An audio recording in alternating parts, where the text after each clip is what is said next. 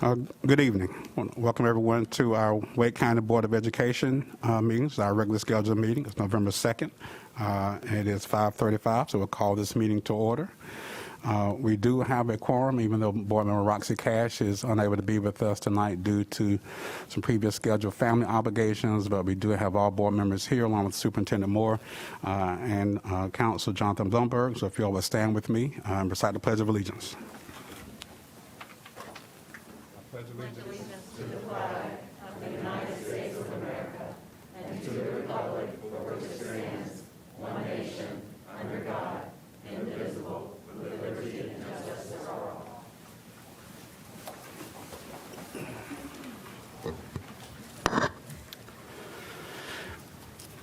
Before I turn over to Superintendent Moore for her comments, I just want to start by saying that many of you are aware that a previous face covering mandate issued by the town of Cary expired last week. I want to take a moment to make clear that despite that change, face coverings are still required for all attendees of any Wake County Board of Education meeting. This requirement is consistent with CDC guidance and guidance from the North Carolina Department of Health and Human Services that strongly recommends face coverings indoors in communities with substantial or high COVID-19 transmission rates. Wake County meets that standard, which can be found on the CDC website. It is my expectation as board chair that we will follow these protocols until further notice.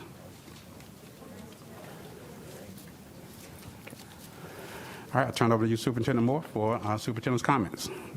Good evening, Chair Sutton and board members. Next week is National School Psychology Week, a chance to highlight the important work that school psychologists and other educators do to help all students thrive. This year's theme is Let's Get It in Gear, with GEAR standing for Grow, Engage, Advocate, and Rise. The theme is a challenge to grow both personally and professionally, to engage in best practices, to advocate for children's access to mental health and learning supports, and to rise with a spirit of resilience and renewal despite the challenges of the past. Our school psychologists serve as team members of school improvement teams, student support services PLTs, intervention teams, and special education teams. They provide database problem solving and interventions, consult with teachers and families, and evaluate students for special education services.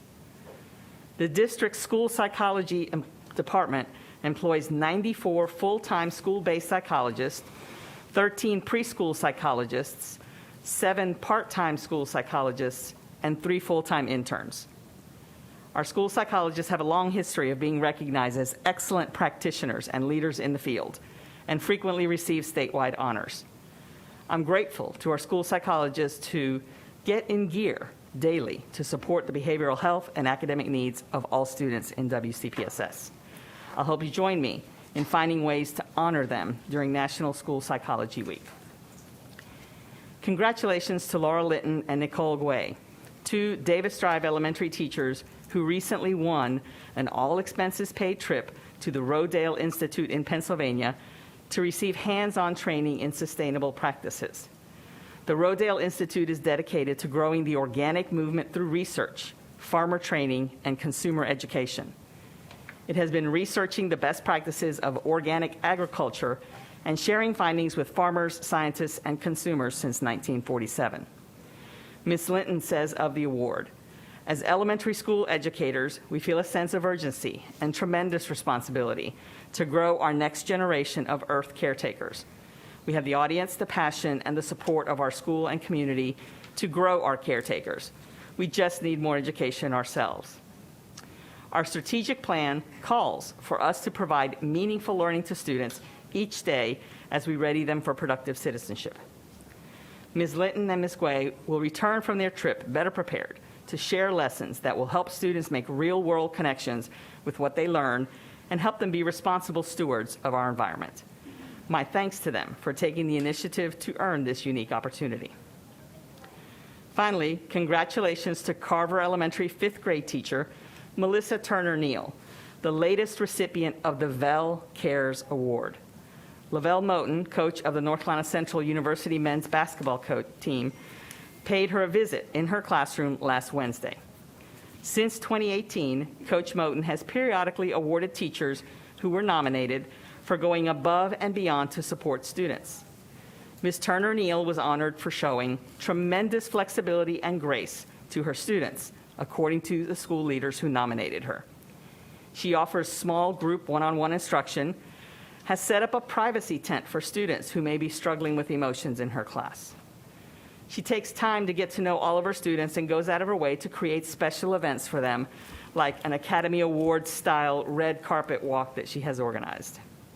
Her nomination stated, "She fosters relationships that grow and flourish and support learning in our building."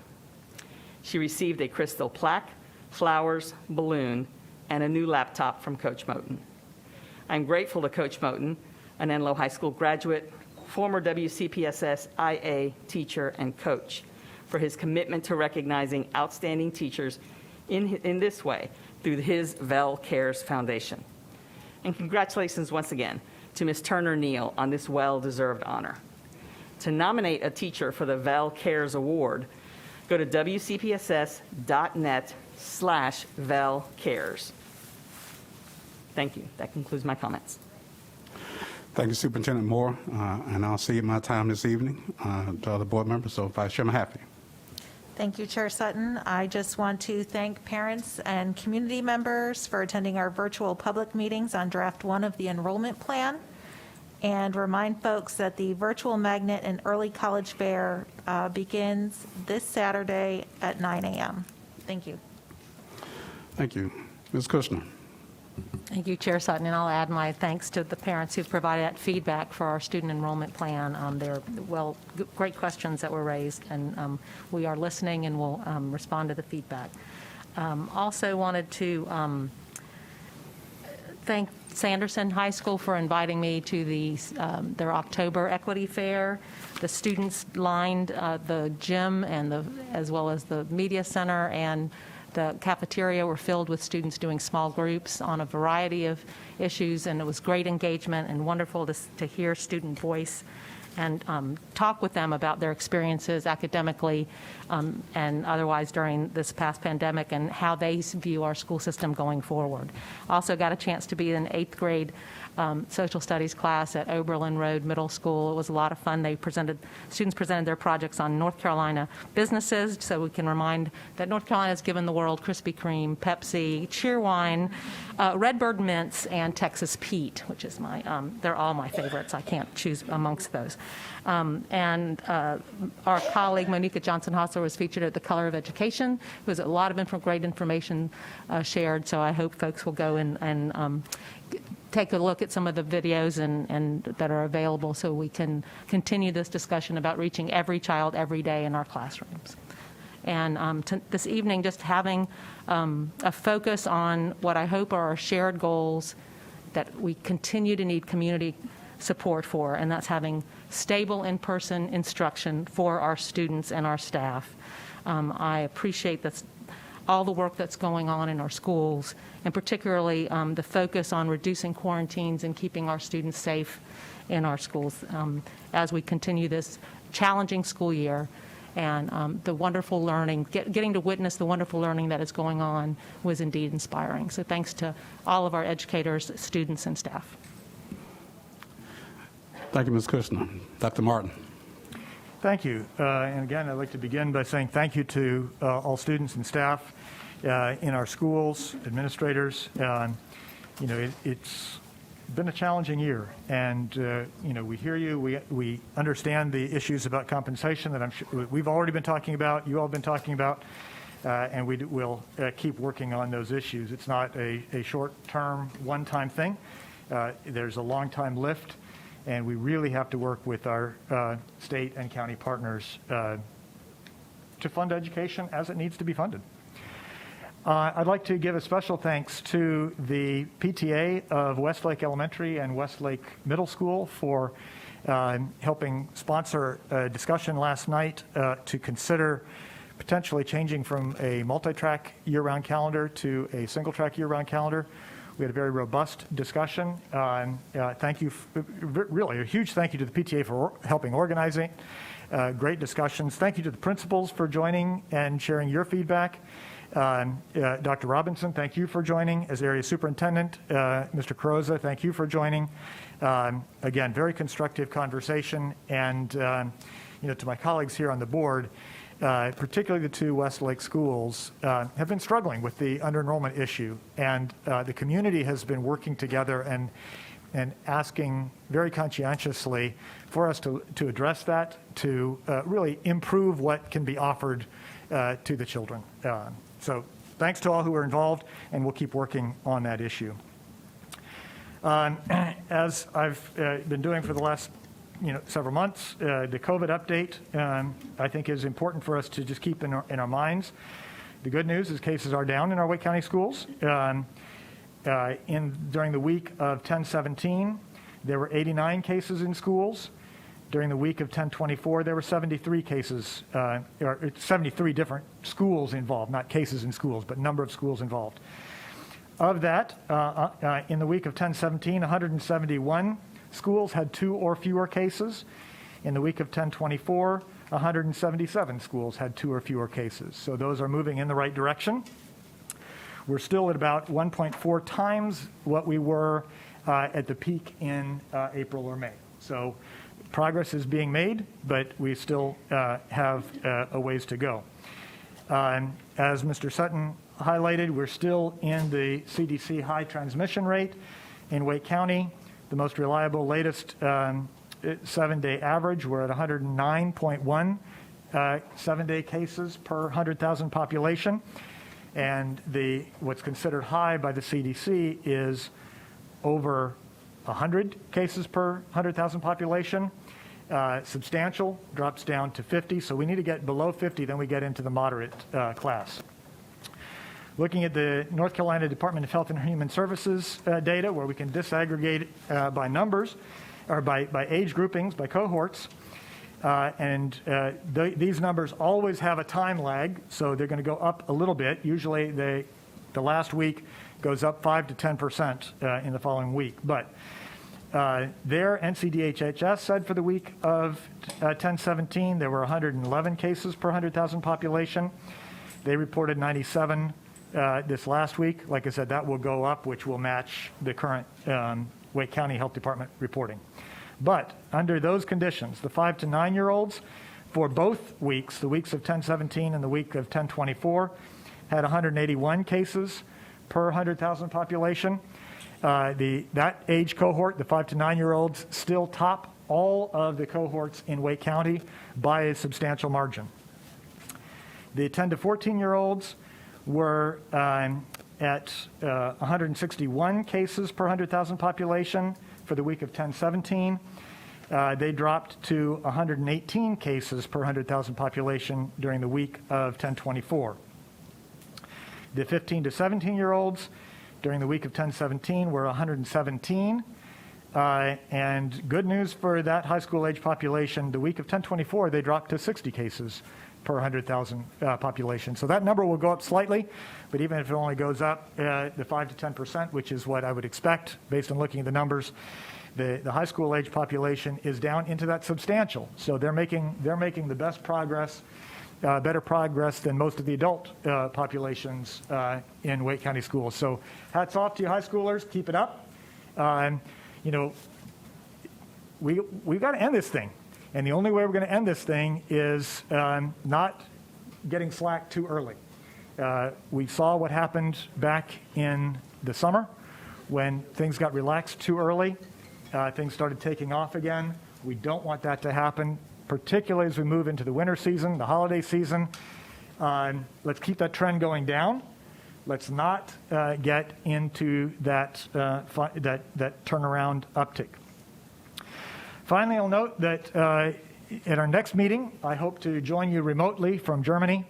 I will be spending the month of November as a visiting professor at a university in Nuremberg, just outside of Nuremberg, Germany. So I will look forward to joining you from there. So hopefully safe on both sides of the pond. Thank you very much. Thank you, Dr. Martin. Mrs. Scott. Thank you, and good evening. Wanted to offer a huge congratulations to our marching bands as they are wrapping up their competitive season, or wrapped up their competitive season. Our arts director continue to go through so much with not only losing students who have just been hesitant to rejoin. Numbers are down across the country in band programs and music programs, and it's hard, and it's going to be a lasting impact. So when you do see those, when you have the opportunity to go see them, it's outstanding. Even some of our smaller bands have just the biggest, powerful sound, and that's because their directors are amazing, and they're bringing that sound out of their students. I wanted to offer congratulations to Ms. Rendina, who received the Best Director at the North Carolina Theater Conference. She's the theater teacher at Wake Forest High School. So it's keep hearing these amazing teachers being recognized throughout our county, but I of course, I love hearing them recognized in our neck of the woods.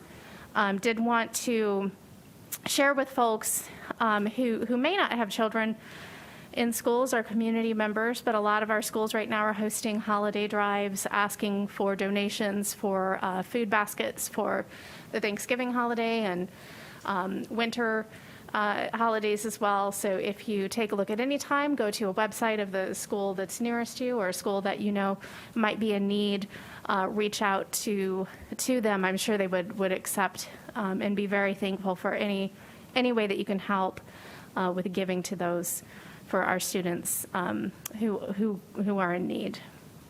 And this 2 weeks ago, my son and I participated, the town of Wake Forest had Make a Difference Day, and they offered the chance for people to go out into northeastern neighborhood in Wake Forest and help residents there who had listed needs around their home with trimming bushes, helping with porches.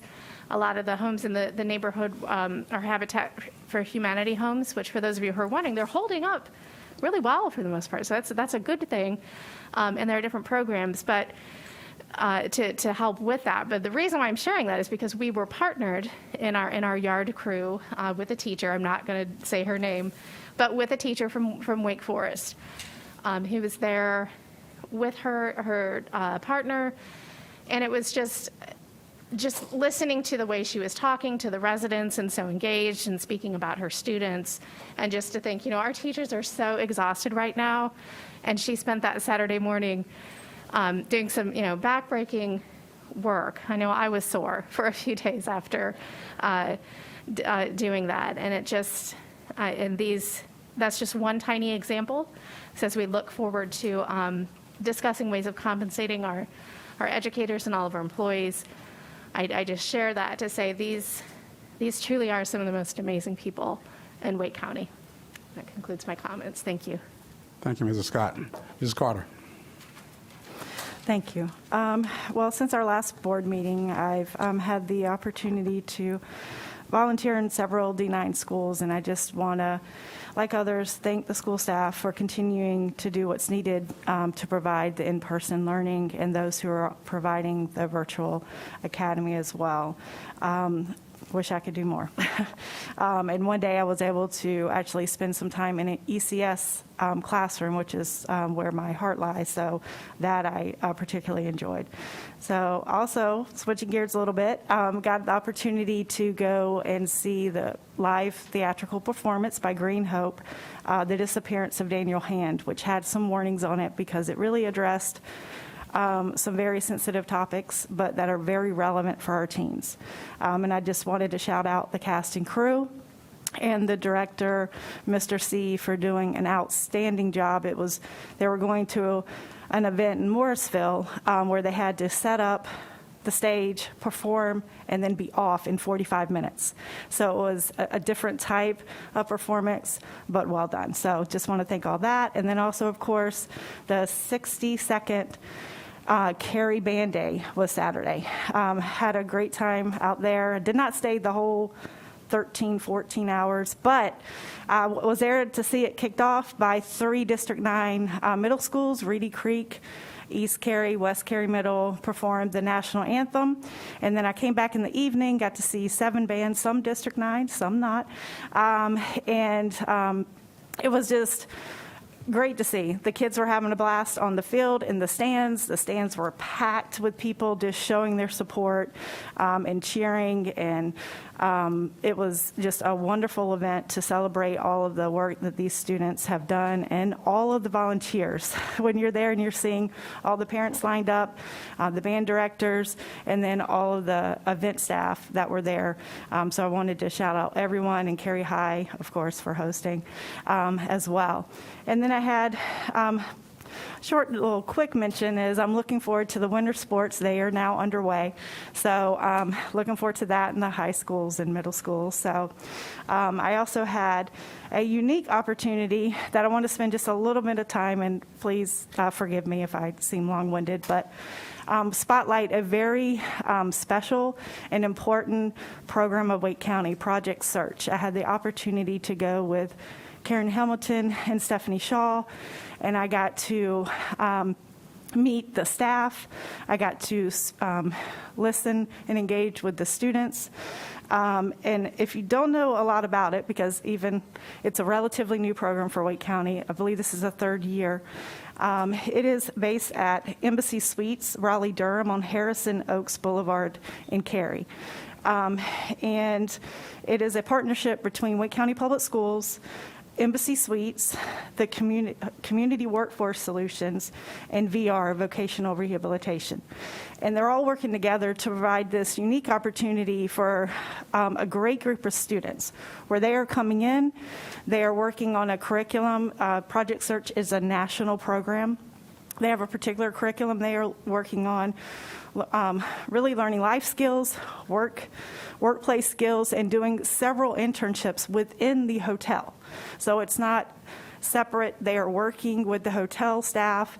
And I wanted to just thank Bill McCollin. He is the Embassy Suites General Manager who really, from my understanding, stepped up when we needed a community partner to work with our students and provide an inclusive environment to have internships and have this type of program in place. He really stepped out and offered, and it's been, from what I'm hearing, a really great partnership.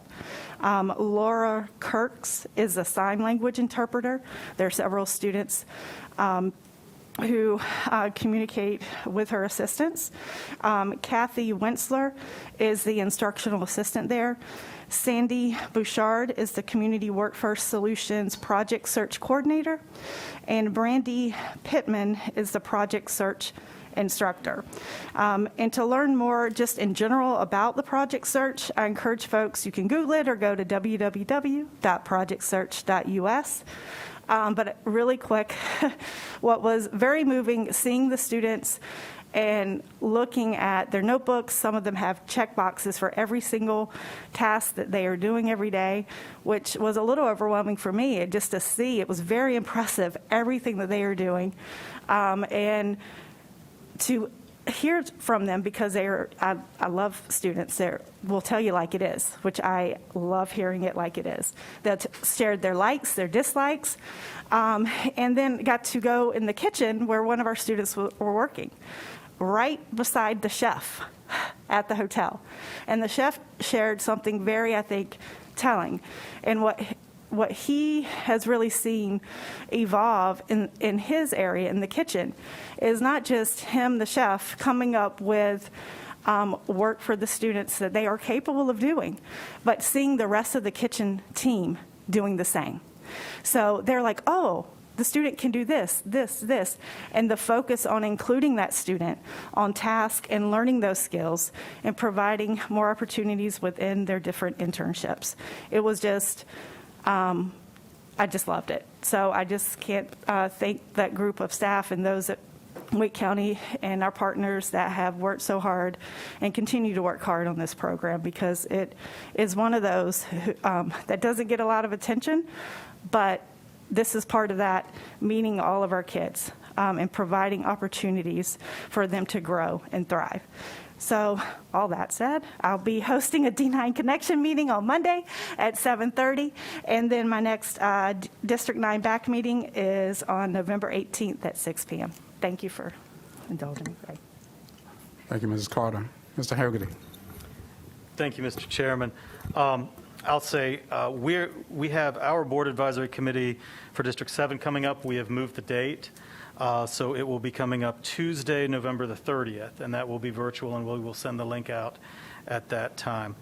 I want to take a quick opportunity to thank the staff. I don't know if people were able to see or participate in the work session today, but we talked about our school mental health improvement plan, and this is something that, you know, as my colleagues know, it was mandated by our State Board of Education, and it's something that we've adopted our own school mental health policy. This is something that's been a big priority for us, and especially with everything that's been going on the past several years, being able to see each one of those benchmarks met and the progress that we've made really, I think, instilled a lot of confidence and, you know, just really showed the progress and a lot of the work that you don't see every day that's going on behind the scenes. And so I just want to extend our thanks as the board to them for all of that work and meeting all of those accomplishments. In addition to some recognition, I don't know how many of you keep up with cross country, but about 18 schools out of Wake County have qualified to send runners to the state meet. And that's a big deal. There's only 59 schools attending, and 18 of them, I think, are all coming from Wake County. So we've had tremendous success in this. Each school is allowed to send their top 7 qualifying runners. And we have some schools that were able to fill all 7 spots.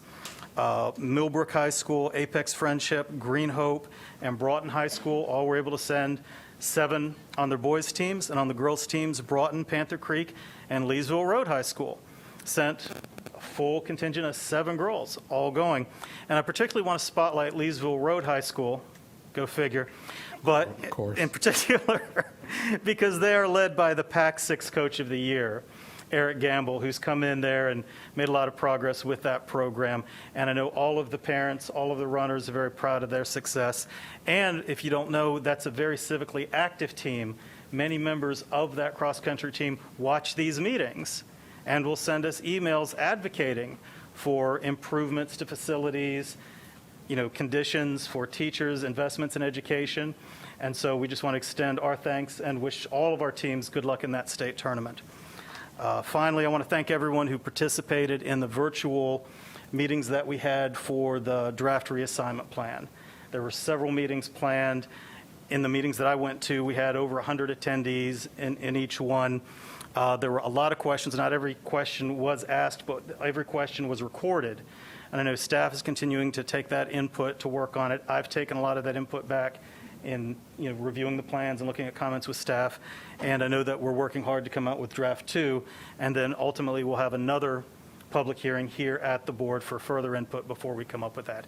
It's always difficult, the reassignment process, but it's necessary as our county continues to grow, as we face some schools that are overcrowded, some schools that are under-enrolled, and just trying to do right by all of our students and all of our families. Thank you very much. Thank you, Mr. Hagerty. Ms. Johnson-Hostler. No comments. All right. All right, that takes care of our information item and board member comments. If I could entertain now this time a motion to approve tonight's meeting agenda. So moved. Second. Got a motion from Dr. Martin, second from Ms. Johnson-Hostler to approve tonight's meeting agenda as printed. Is there any discussion? Hearing none, all those in favor show by sign of aye. Opposed, nay. Ayes have it. Tonight's agenda is approved. Next item is our information agenda. We have several items on that agenda. First one coming from academic advancement. And this is in recognition of National Native American Heritage Month at this time.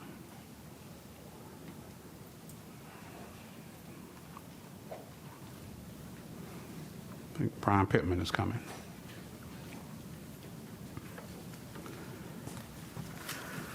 Well, good evening, Board Chair Sutton, Superintendent Moore, members of the board.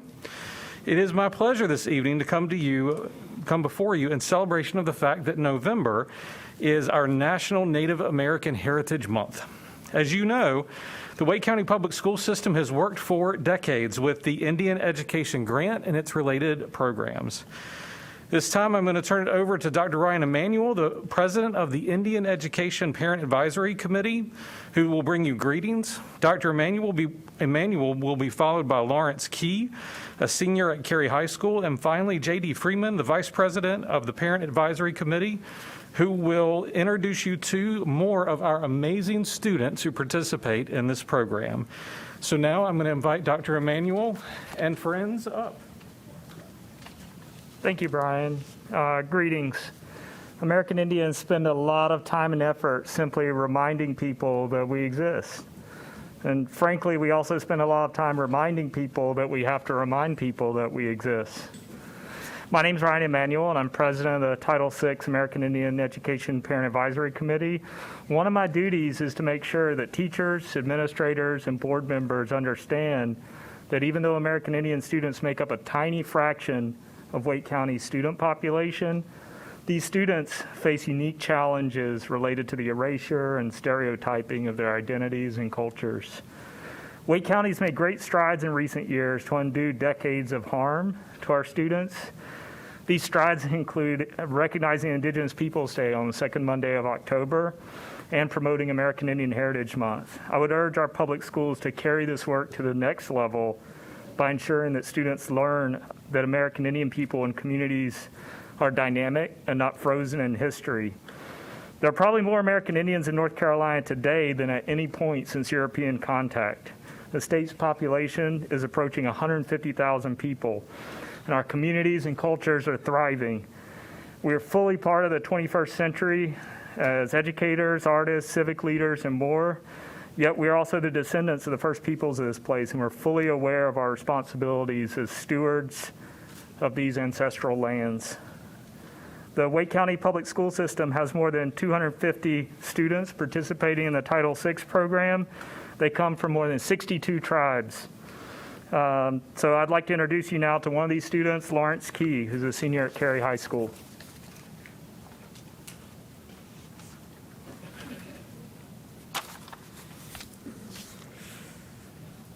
Good evening, everyone. My name is Lawrence Key. I am a 12th grader attending Cary High School and a Southeastern Cherokee American Indian. I have been involved in the Wake County Indian Education Program since kindergarten. While participating in the program, I have taken advantage of many cultural enrichment activities. For instance, I made this hand drum, pottery, a turtle rattle, moccasins, and a ribbon shirt that I'm wearing today. I have also participated in educational opportunities such as tutoring services like SAT and ACT workshops, as well as participating in summer camps that were hosted by North Carolina State University for engineering since the 3rd grade. I would like to introduce Mr. J.D. Freeman, the Vice President of Wake County Indian Education Parent Committee, who will now come and present other Wake County Indian education students that have also taken advantage of the same workshops that I have. Mr. J.D. Freeman.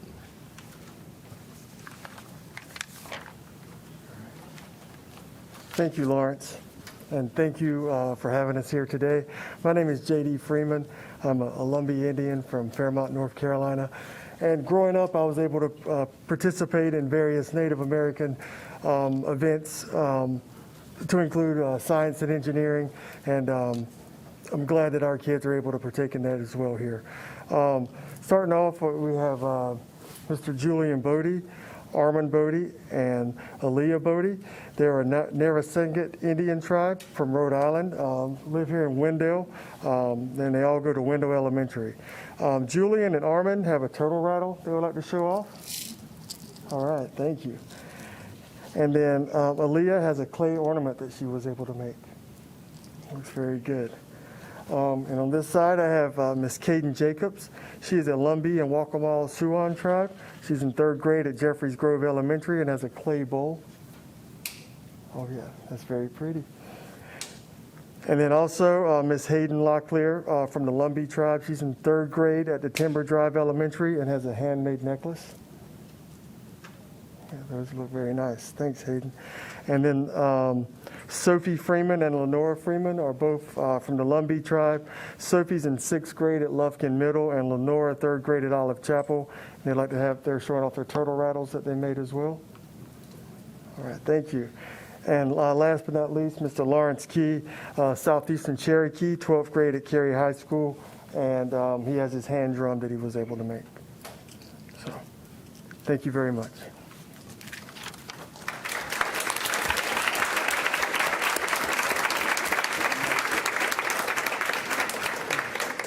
Certainly, there is no greater showcase of what is right about our school district than to highlight our students, their talents, and their heritage. So with that, we welcome questions and feedback this evening. Well, before the students leave, we want to say thank you all for being here tonight, and thank you for your contributions.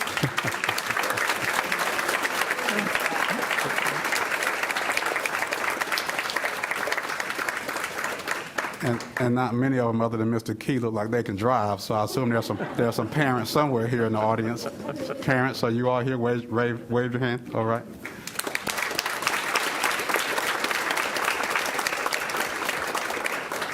Board members, any questions, comments? Ms. Johnson-Hostler. I certainly would say, nice to meet you. I will tell you, your predecessor really laid the foundation for you for this committee.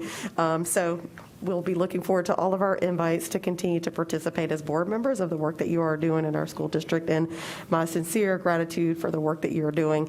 As someone who spent my first couple of adult years working in Scotland County, where we actually did teach Indian education in the schools because of the community that we lived in, it was a great pleasure when I joined the board, because I had not heard that Wake County had this committee until I became a member of the board. So thank you, Mr. Pittman and the rest of Superintendent Moore, for ensuring that our community at large understands the commitment, the work that we are doing, and the work that we still have to do. So thank you very much.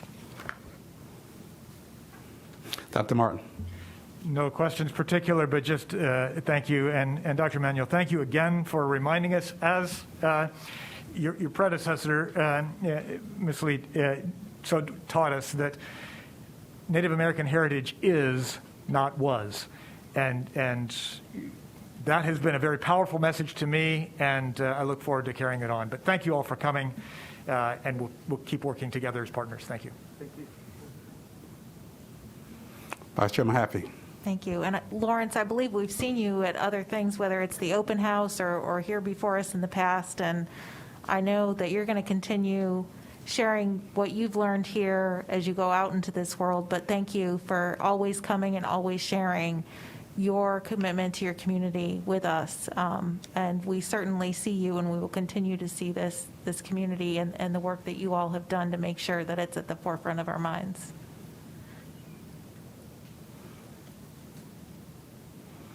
All right, again, on behalf of the board, thank you all for being here. We appreciate you.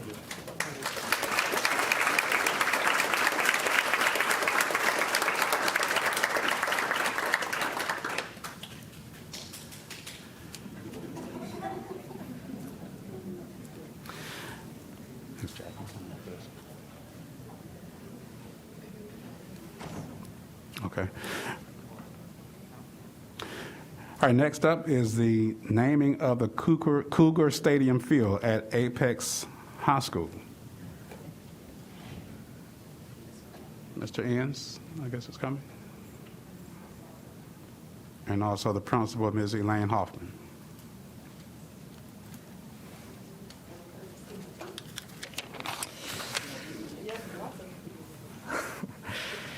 We're going to continue the celebrations for the evening. Good evening, Chair Sutton, Superintendent Moore, and members of the board. I'm here this evening to introduce Principal Elaine Hoffman of Apex High School.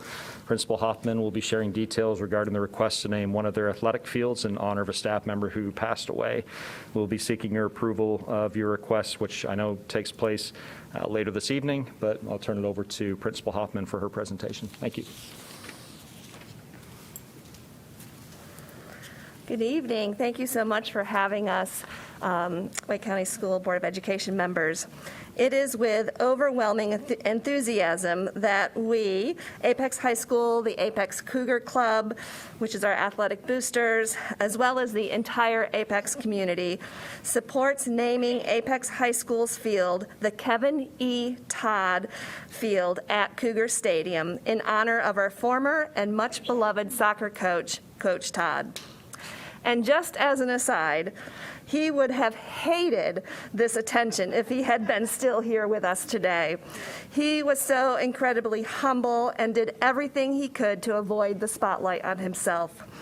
In fact, we knew so little about Coach Todd's personal life that we had no idea that he had an incredible family back in Pennsylvania that since have become important members of our Cougar family and some of our biggest cheerleaders. Legendary Coach Kevin Todd's coaching career at Apex High School spanned 29 years, from 1991 to 2020. Coach Todd is a two-time State Coach of the Year selection, and during his tenure, he won 11 conference championships in men's soccer and 15 conference championships in women's soccer. On top of this, his men's team won the Wake County Cup in 2015. A remarkable feat which very few coaches anywhere in high school can match. Coach Todd won a state championship in both men's soccer in 2005 and another state championship in women's soccer in 2007. He was then selected as head coach in the North Carolina versus South Carolina women's all-star game in 2008. He was also just inducted into the Apex Hall of Fame this fall, as soon as he was eligible.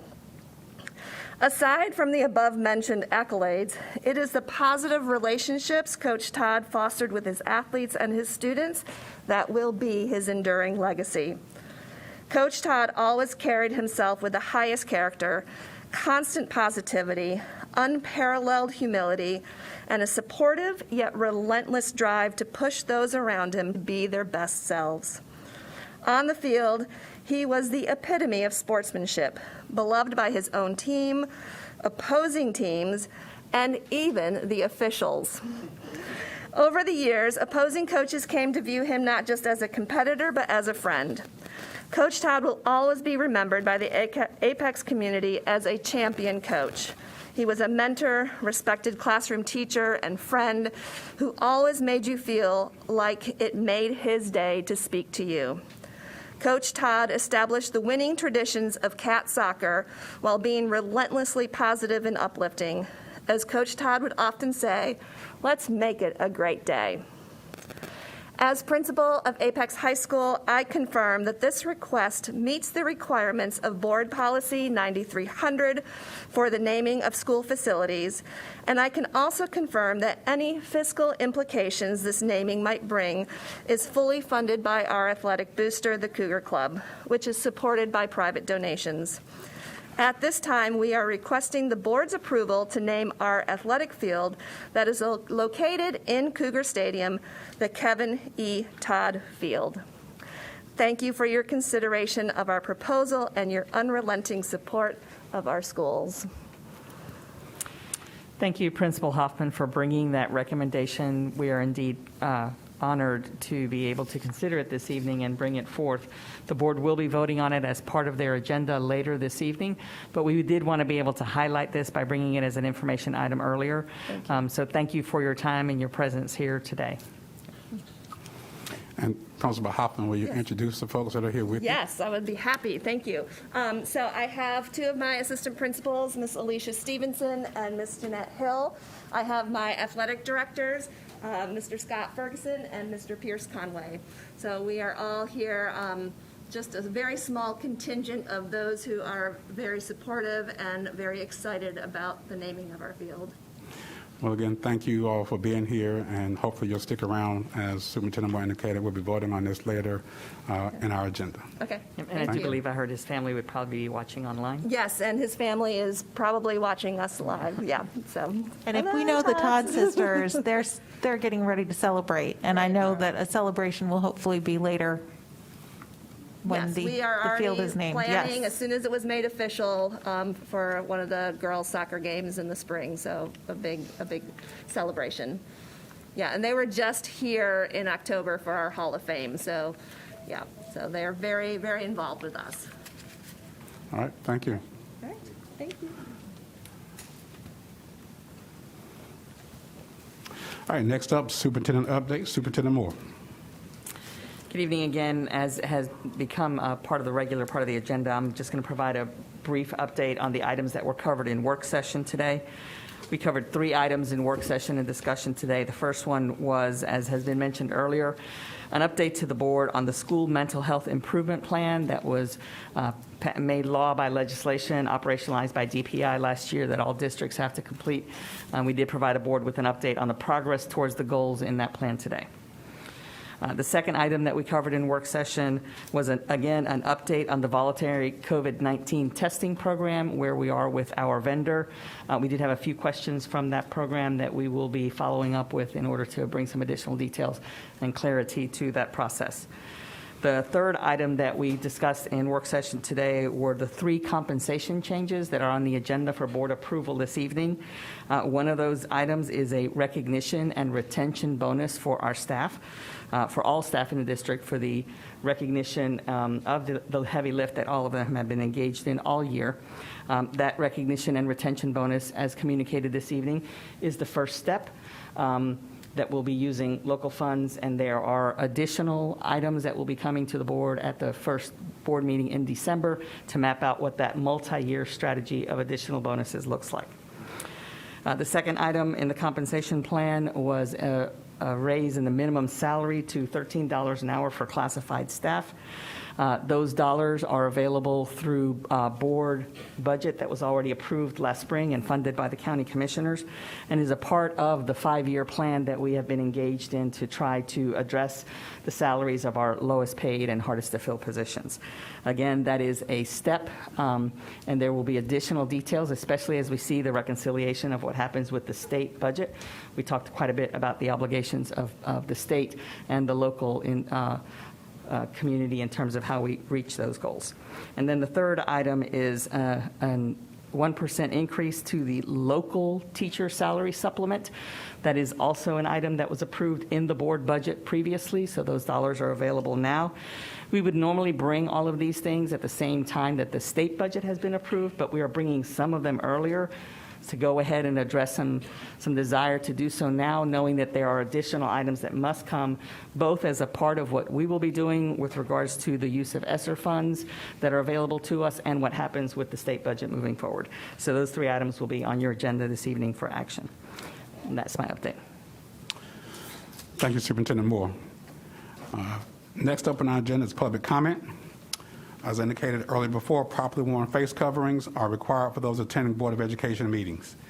A face covering must be secured to the head with ties, straps, or loops over the ears and fit snugly against the side of a person's face.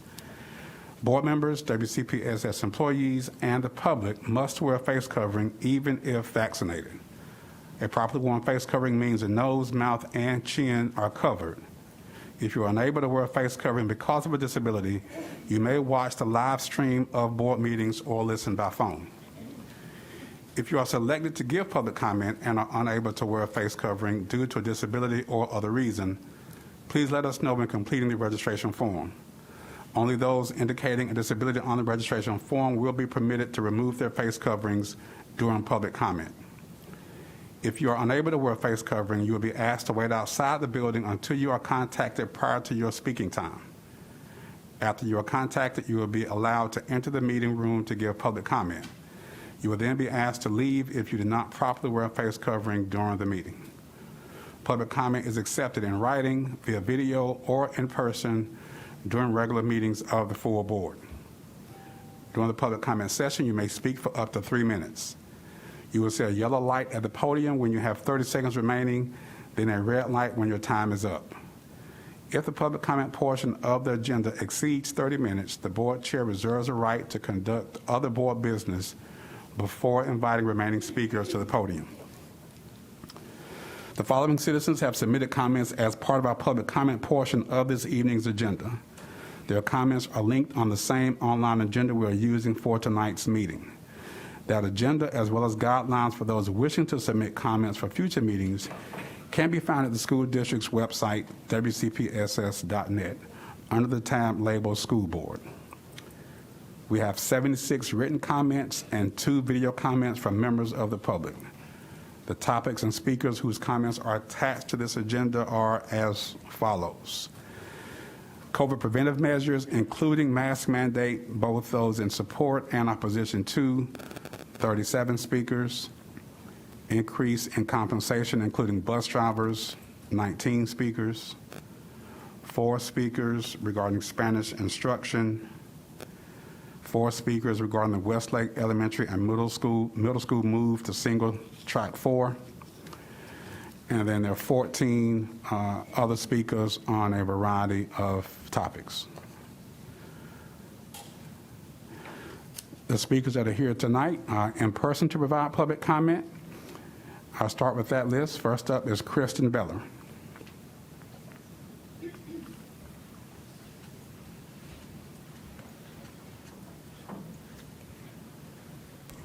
Good evening, Superintendent Moore, Chair Sutton, and board members. There are lots of public school employees here tonight, so I'm going to ask that if you're a public school employee, you stand up so that our board members can see you. It is crystal clear, after a decade of surgical state cuts, our is bleeding out. Our kids can't wait. They deserve fully staffed public schools right now. We've faced challenge after challenge in state politics through the pandemic, navigating what's safe and what is not, vacancies, picking up extra work. We faced all of these challenges, and we could have left. In fact, many people did. Instead, we stayed. And we believe deeply that our students deserve the very best, so we stayed. Because our whole community thrives when our schools get the funding that our kids and that our community deserves, when they get the funding and the resources that we all deserve. So we stayed. We made the choice to stay. We believe that eventually decision makers at all levels would invest more deeply in public education, so we stayed. We thought someone would eventually crack the stone wall that lawmakers seem to have built around the $7.9 billion of unallocated rainy day funding, so we stayed. We stayed and we stayed because our kids need us. We're very clear on that. But here we are in 2021, and our kids can't wait, and neither can we. Just as we have made the choice time after time to stay, we are now faced with another choice. Do we stay or do we go? If we stay with no relief in sight, what can we actually offer our kids? Can we be the educators that they deserve and that we deserve to be if we continue to go underpaid and overworked? Our kids can't wait, and neither can we. And as a board, you have a choice tonight. And we expect that you choose to honor and value the work we've all been doing to hold our schools together during the hardest period of our collective memory. Some will say that the compensation proposals being brought forward are safe funding choices because we don't yet know what the state is going to do and what funds we'll receive from them. But raising the minimum wage but not addressing step compression is not a safe choice when it risks our most experienced and overworked employees seeking employment elsewhere. Offering a 1% increase to local supplements for some certified staff is not a safe choice when it neglects the long hours and gap filling that principals and APs are doing. And let's be honest, the $6 to $15 a month extra is not really a reflection of the value that any of our employees contribute to our community. These proposals ignore the unreasonable and unsustainable increase in time and labor that thousands of public school employees are contributing each day. Retention bonuses in order to retain staff ought to be at least $2,000 for all employees. We want to see raises for all employees. And we want to see a plan to provide extra compensation for the extra work that's been caused by the pandemic and the vacancies across multiple roles and for all the variety of ways that we perform those extra duties. Thank y'all tonight for your consideration tonight. Garrett Woods. Garrett Woods. Hey y'all, thanks for having me. I'm here to point out a few exceptional things I've noticed lately. better yet, it's just an exceptional season I think we're in. We were talking about an unprecedented time, but as a middle school teacher, every time I get a bunch of 12-year-olds in a room, we have unprecedented times. And so I'm just here to point out some exceptions that I've noticed here. I think that this is an exceptional time in Wake County's history. Now, a few things. Wake County has almost 11,000 teachers. We are an exceptionally large school district in our state. That comes with some power, I believe.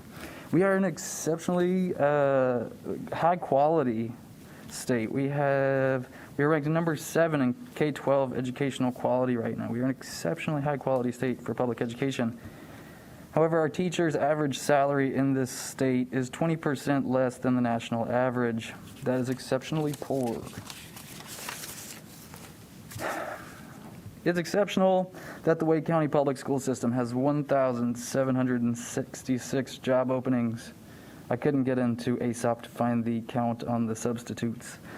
That's an exceptionally high number, though. 1,766 is the unstaffed roles. We provide an exceptional service to our community at Wake County Public School Systems, and we get exceptionally poor benefits to provide those services. Now, last week, Mr. Sutton and Ms. Moore signed off on an exceptional letter.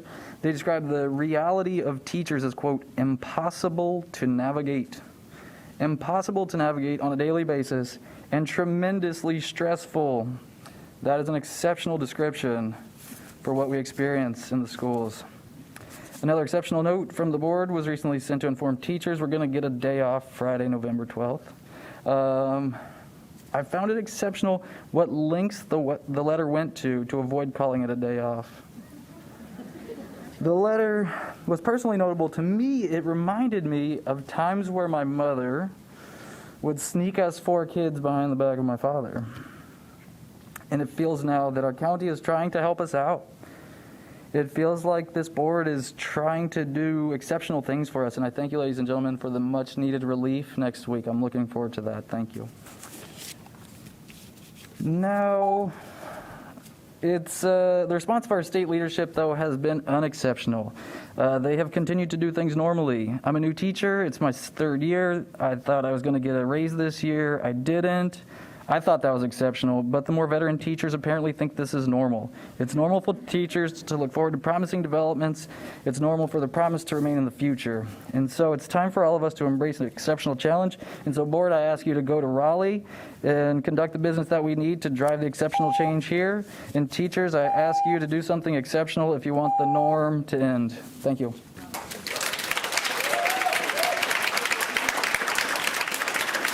Aubrey Diorio.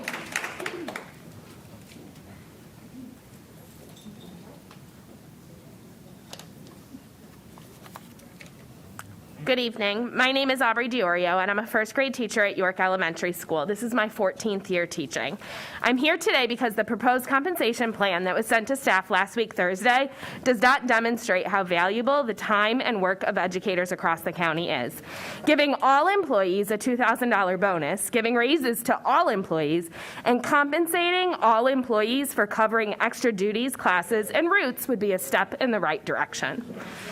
My school is quite small, and we struggle less with coverage than other schools, but this is hard on all of us. And even in a smaller school, our pre-K classroom is short-staffed multiple days a week, leaving our pre-K teacher begging for any available staff to support her students so she can meet her required ratio. One of our digital learning coordinators regularly steps in to help out. Doing this helps our pre-Kers, but leaves our DLC unable to complete her regular daily tasks. Certified staff are supposed to get a daily duty-free lunch. At my school, certified staff do not get a daily duty-free lunch. We have worked out a way for teachers to get duty-free lunch 2 to 3 days a week and still keep the number of students in our cafeteria lower and somewhat socially distanced. However, if someone needs to call out sick and a substitute doesn't pick up their job, one of our first grade instructional assistants subs for them. This has a domino effect. Our students in our grade level are not seen in their regular small groups to meet their individual learning needs. And if first grade has lunch coverage that day, our duty-free lunch gets canceled because our IAs cannot be in 2 places at once. We currently have a vacancy in a 5th grade virtual academy class that's being covered by a long-term substitute. who was supposed to be supporting our PE class while our PE teacher went on paternity leave. Since our amazing sub, Mr. Jackson, is unable to be in 2 places at once, we had to search for another long-term sub for PE, which meant for a couple weeks, IAs were taking turns filling in the opening, and we even had a day where no one could fill in, and 1 class on each grade level missed out on their specials time that day, and 6 teachers did not get a planning period. It's important to note that we are a small school and our struggles are a tiny fraction of the hardships felt by staff across the county. We know that our bus drivers are driving nearly double the routes that they used to. Middle and high school teachers are covering classes during their planning periods, and in some elementary schools, specials classes are being completely canceled due to understaffing. Our IAs never know what to expect when they walk in our doors. We must attract and hire more staff, and increasing compensation makes our career more appealing to new hires. Providing compensation to current employees who are covering extra duties, classes, and routes demonstrates value in our time and labor and can make the extra time and work worth it. Since the pandemic began, a lot of educators have left the profession, but a lot of us are still here waiting to feel valued for all the ways we continue to stand up in the gaps for our students. Our students' learning conditions are our working conditions. Educators who work in understaffed schools are overworked and underpaid. We're exhausted. Our students are being cared for by adults who are doing the most every day, and this is not sustainable, and we can't continue to work uncompensated any longer. Thank you.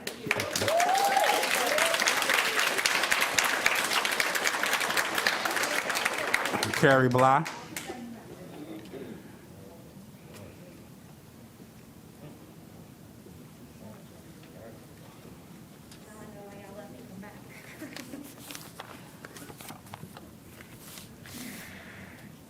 Well, I'm still here asking for math learning resources for our children, and I've been in this room since April 2nd of 2019.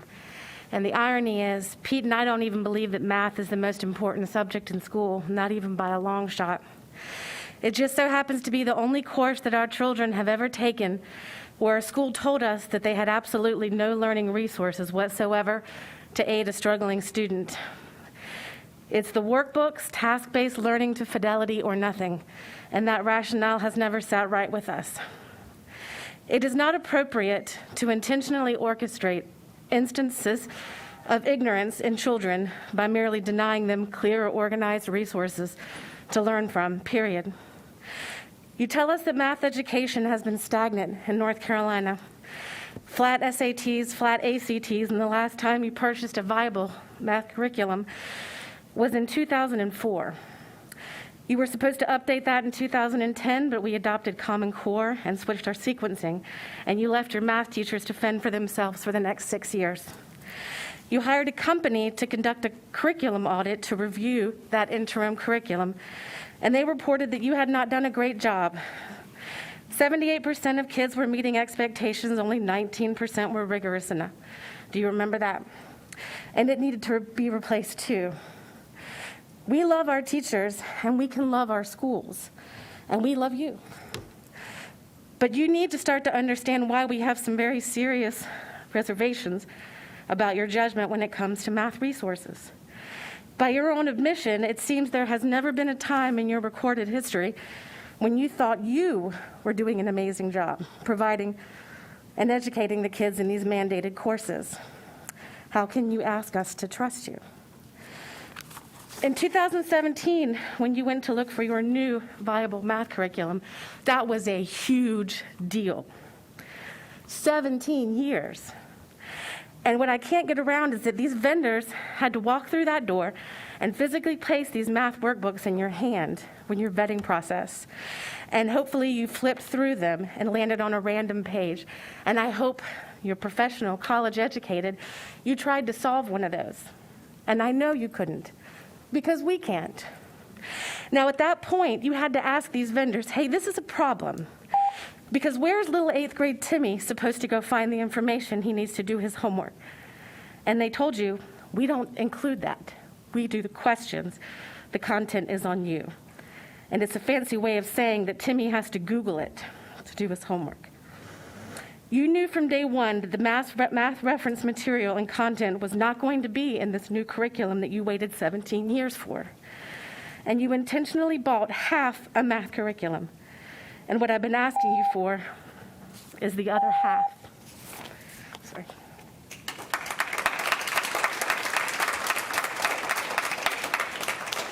Ashley Seshel.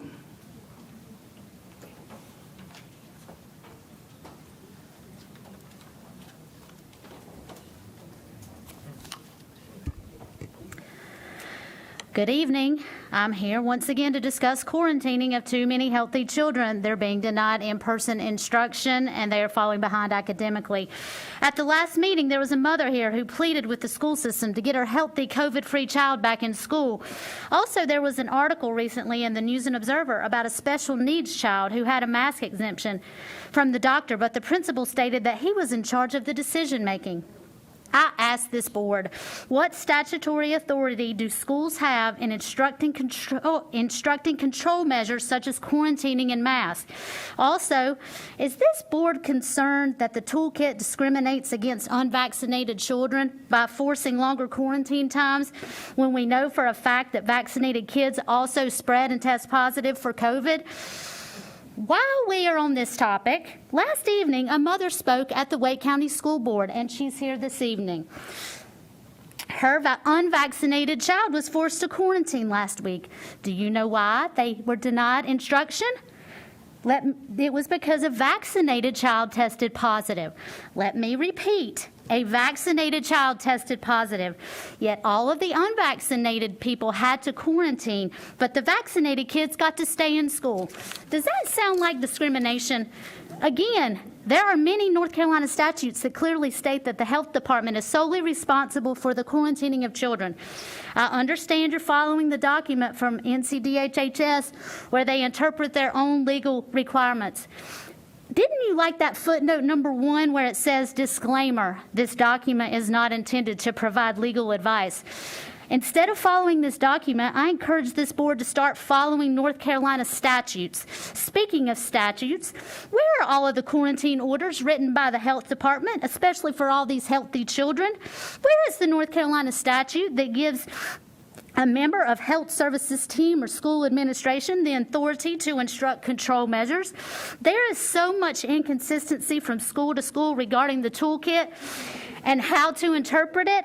I can't really blame the school principals. And then listening to the circus regarding pool testing and no one understanding it on this board, I'm sure nothing can go wrong at the school level. I'm trying to get this board to see that the toolkit and the quarantine recommendations as well as the school staff determining mask exemptions may not be following North Carolina statutes. That law, not following the statutes, would mean that this school system is not following North Carolina law.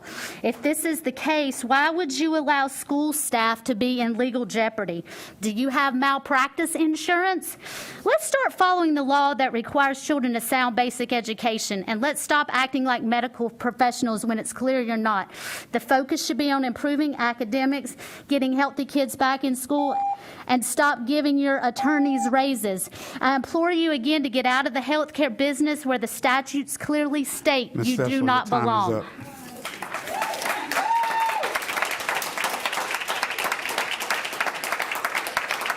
Stacy Alexo. Let's go.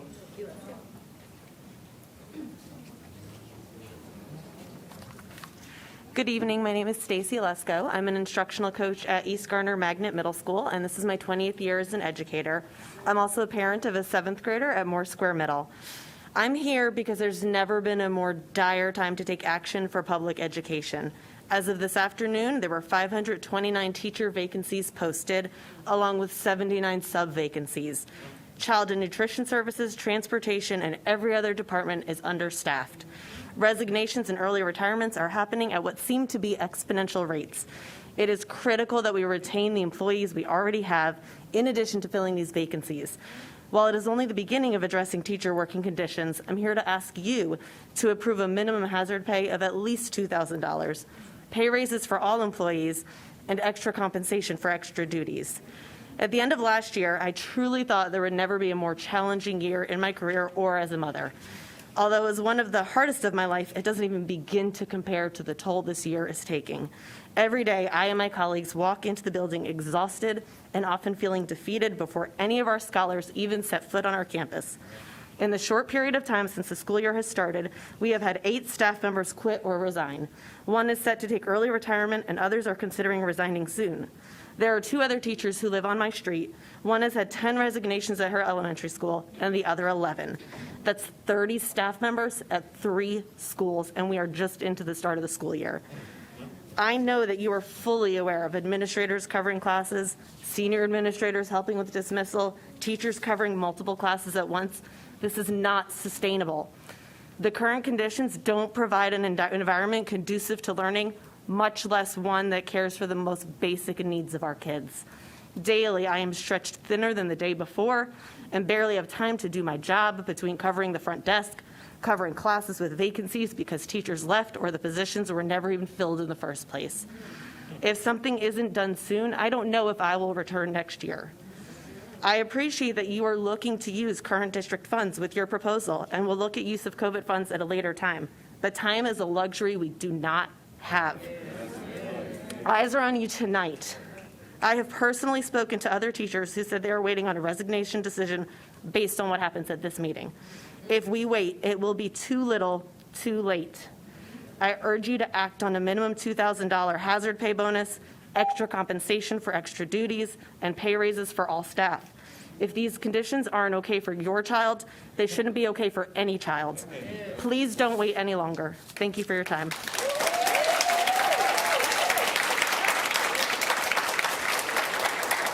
Paula Wright.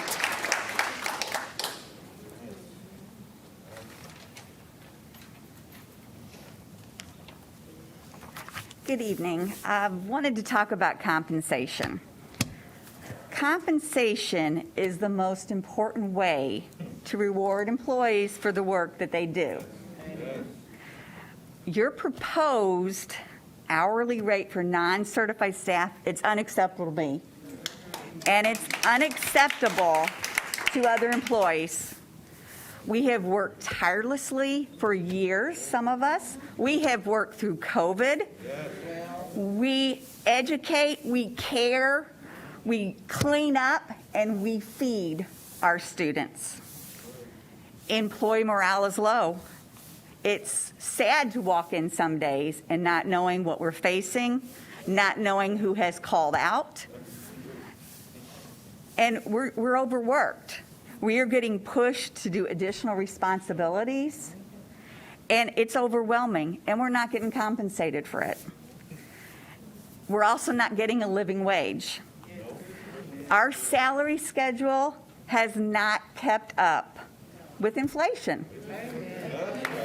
Starting new hires at $13 an hour does nothing for employees now.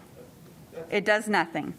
As of today, at 10 o'clock, I looked at the job openings. There are 150 instructional assistant job openings. There are 310 instructional jobs in special education. Child nutrition has 166 positions.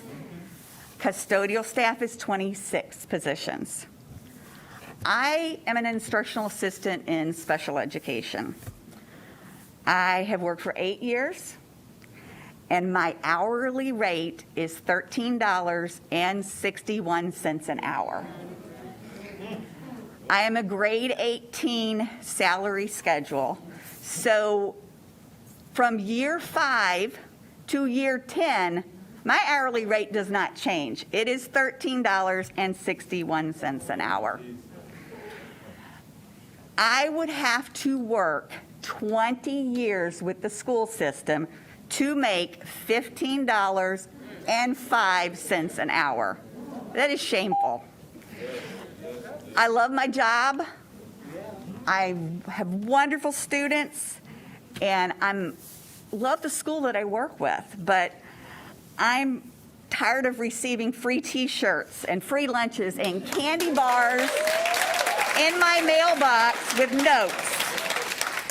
We deserve better. We need to be paid more than a Walmart employee, more than a Costco employee, and more than Chick-fil-A.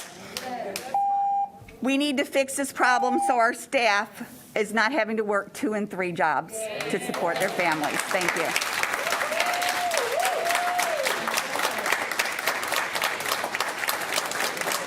Daniel Lamar Grant King.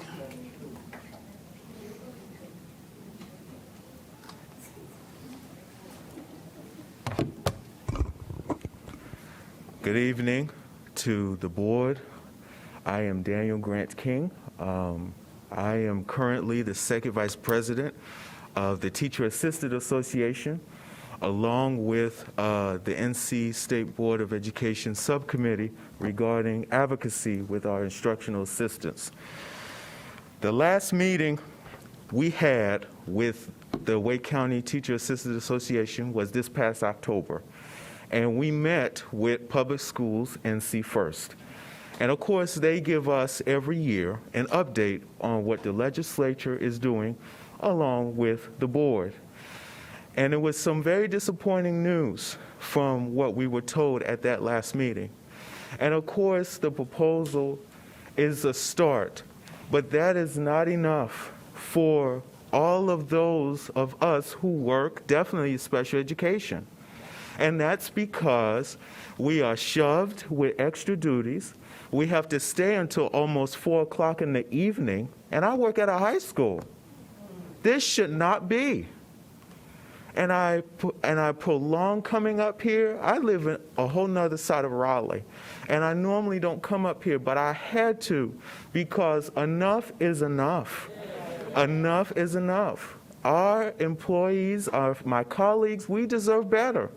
It is not right that each and every day we do not know, sometimes, even half the time, we don't know where we're going to walk into because of shortages.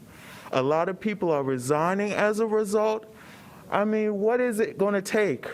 What will it take for this board to show that we are worth? I don't know about next school year. I'm thinking about leaving myself because it is too much.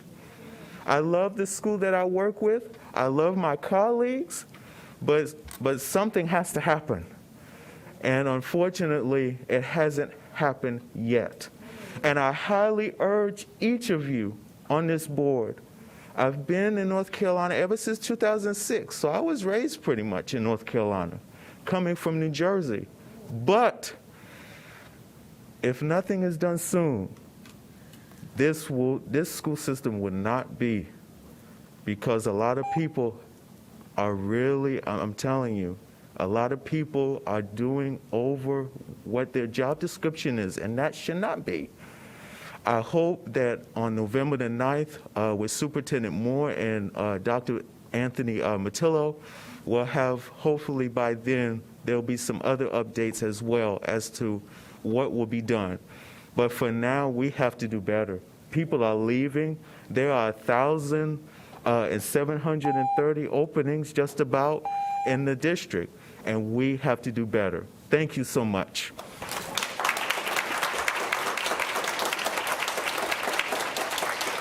Chris Tuttle.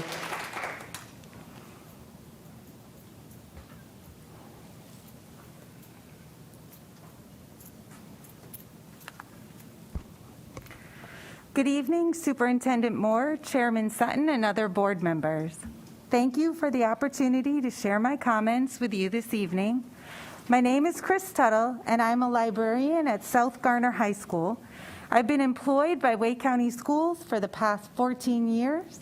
I'm also the parent of a junior at Enloe High School. Tonight, I stand in solidarity with our bus drivers and all of the other Wake County employees that aren't being paid a living wage. If you look on the WCPSS website, the 3 positions in the most critical need are bus drivers, child nutrition services, and instructional assistants. All these positions are paid below the current living wage, which is $16.32 an hour. This calculation is for Wake County and comes from the MIT Living Wage Calculator. If all these positions are considered a critical need, then why aren't we willing to pay a living wage? I have spoken many times with bus drivers, CNS staff, instructional assistants, and custodians. And do you know what they all have in common? Almost all of them have second and third jobs to support their families. And you know what else they have in common? A passion to serve our students, even though it means they make tremendous sacrifices for their own families. Offering a bonus is not enough. They deserve a raise that guarantees a living wage. Most of our bus drivers have been running double routes all year. Many of them have spoken here but felt unheard. I believe they felt like they had no other option but to call out sick to prove to you, parents, and the community how essential they are. As your email stated to us on Friday, the pay and salary structure for the work we do is not adequate, and today our bus drivers shone a harsh light on this reality. Many of them are expected to drive up to 6 routes a day, twice the amount considered normal, with no additional pay. The email went on to say you fully expect that the school board conversation today will address ways that employees can be paid more for future work, including additional pay for additional bus routes and additional compensation for extra teaching duties. I ask that you consider the NCAE proposal, a $2,000 one-time bonus for all, compensation for extra duty, and raises for all staff. Today, you have the opportunity to show us all that you hear us and you value us. Please don't let us down. Thank you.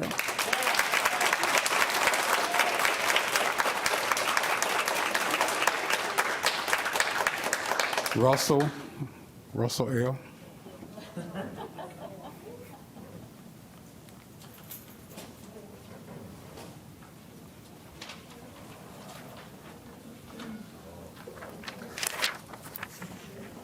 It's Lichtenstein, not L. All right. There's 3 things I want to talk about tonight: choice, mandates, and priorities.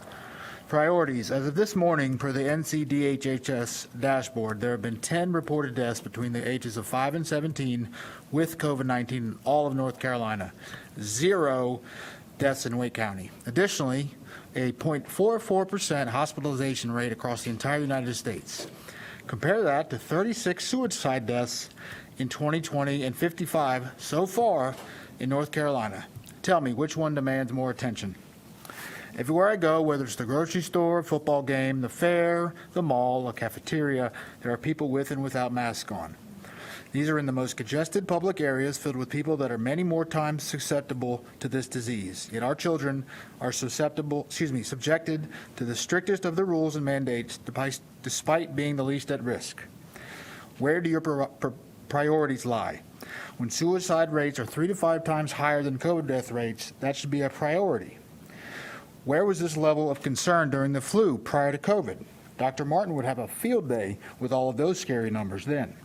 We all know the flu is and was deadlier to school-age children than COVID, yet there was 0 mask mandate, vaccine mandate discussion, vaccine incentives, lockdowns, school closures, etc.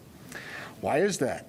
Why does a deadlier disease not demand the same level of concern as a significantly less deadlier disease when it comes to children? Mandates. Not 5 minutes after I spoke during the last meeting, I received an email response from a board member who does not represent my district. They reassured me that both testing and vaccinations would be optional for students. My response was, 1, that I will hold them to that, and 2, that I wasn't sure why that didn't apply to masks, but here we are. I've read numerous articles stating that the only sure way to remove mask mandates is to get children vaccinated. That is an absolute non-starter for me and many other parents. Just ask the folks in Virginia. I'd love to get this board's opinion on FDA panel member Dr. Rubin's statement concerning the vaccine for children. We're never going to learn how safe the vaccine is until we start giving it. Finally, choice. My theme and my purpose for speaking with you all each time I show up to these meetings is choice. I'm a strong proponent of choice. I am simply asking you all to give me choice over what is best for my children. I really dislike even having to ask that from you all in the first place, but my respect for the rule of law and our civil discourse, I have decided to keep my children in Wake County Public Schools. I would like to ask that you all have a town hall meeting to discuss these matters with your constituents. From my vantage point, we are not being heard. A 3-minute speech or your discretionary email reading aren't adding to the civil discourse or discussion. Thank you very much.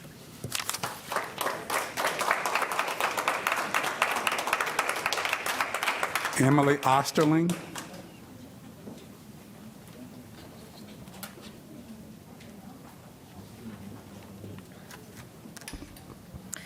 Good evening. My name is Emily Osterling, and I am the Autism and Behavior Support Teacher at Lufkin Road Middle School, and this marks my 21st year as an educator. I'm here today because vacancies across this district are harming our students. From the lack of certified teachers that instruct our students, the non-certified staff that ensure our buildings run smooth, safe, and clean, to those that work in the cafeteria feeding our students, and those that bring them and take them home from school. We need to be doing more to recruit and retain staff in all areas. So I am asking you, the members of our Board of Education, for a $2,000 minimum hazard pay bonus for every employee, extra compensation for extra duties, and pay raises for all staff. Earlier this school year, I gained a new student from out of state. The student came with an IEP and behavior intervention plan that outlined the need for a crisis paraprofessional, or as we term it, a one-on-one instructional assistant. While the position was posted at the beginning of October, there is yet to be an applicant to fill the vacancy. This past Friday, that same student was in crisis and chose to run from the building. As cars were coming in and out of the parking lot, my student was running down the walkway towards them. At that moment, as I radioed for assistance, all I could do was pray that they would not be hit by one of those cars. Fortunately, we were able to catch up with them and de-escalate the situation. But not having a one-on-one instructional assistant is a safety concern for this student. And I'm not hopeful that we will find an applicant anytime soon. When you are starting off pay for instructional assistants at $11.80 an hour, how can we expect people to apply?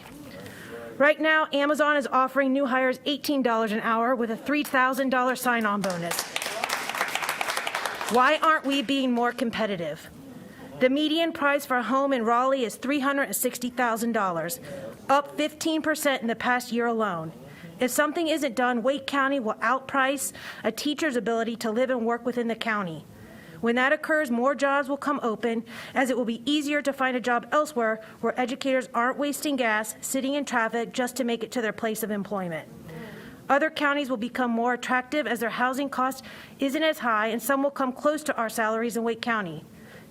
They only have to make it so it's close and not as expensive to have us lose more teachers to those outlying areas. At that point, it will take years to come back from the deficit. Not only are we unable to obtain workers in our field of education, but we are losing them left and right. In my building alone, I know of 4 individuals that not only left, but left education as a whole. They can make more money working in the corporate world. Because, let's face it, educators have a wealth of talents that transcend across the workforce. I urge you to give a $2,000 minimum hazard pay bonus to every employee, extra compensation for extra duties, and pay raises for all staff. Our kids can't wait any longer. Thank you for your time.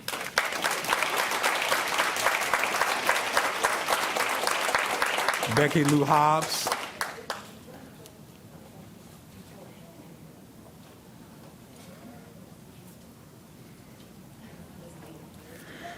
Good evening. Last board meeting, the superintendent spoke regarding implementation of COVID testing and vaccines in schools, citing Biden's mandate.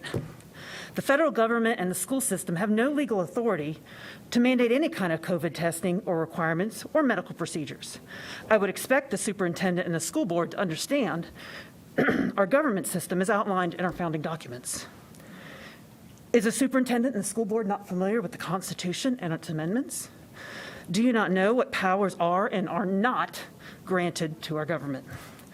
Per Article 2, Section 2 of the Constitution, the executive branch, in other words, the president, is given charge of the military, pardons, treaties, that kind of stuff. The U.S. Constitution does not grant legislative powers to the president. It gives the power to Congress. Therefore, Biden's mandates are an overreach of executive powers, and the U.S. Constitution grants to the office of the president, and as such, are not valid. And then let's look at the Bill of Rights. The 10th Amendment states, "The powers not delegated to the United States by the Constitution, nor prohibited by it to the states, are reserved to the states respectively, or to the people." So what does this mean? Nowhere does the Constitution specify that the federal government may regulate or mandate any kind of medical treatment. So per the 10th Amendment, the federal government also does not have authority to force anyone to have any kind of medical procedure, as Ms. Moore was quoting last time. Next, you may cite the North Carolina Department of Health and Human Services and Mandy Cohen's so-called toolbox. I won't go much into that, as you heard about that earlier. But a non-elected bureaucrat does not have the authority to give the public school system the power to make medical advice and medical procedures. In all the North Carolina laws regarding the public school system, nowhere does it address that the school system must regulate and administer health advice and procedures to children. So what is the job of the school system? Aren't you supposed to be teaching? Teach them to read, teach them math, teach them science, teach them about our history, teach them how our government works. The public school system is not a healthcare provider or a medical provider. School is not trained, equipped, or granted the legal authority to do as such. I would expect that if Superintendent Moore and the school board continue down this path of practicing medicine via the proposed COVID procedures, there will be lawsuits. Does the school board really want to drain our taxpayers' money, especially when all these people are asking for a living wage? Go back to what schools are supposed to be doing. Teach reading, teach math, teach science, teach history, teach civics. Get out of the medical business and stop making our children lab rats. Thank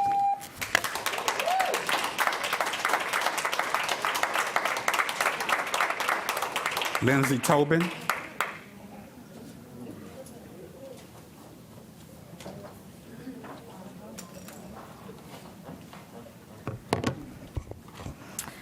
Hello, Board. I'm here tonight to ask you to finally please lift your mandatory mask mandate on our healthy children.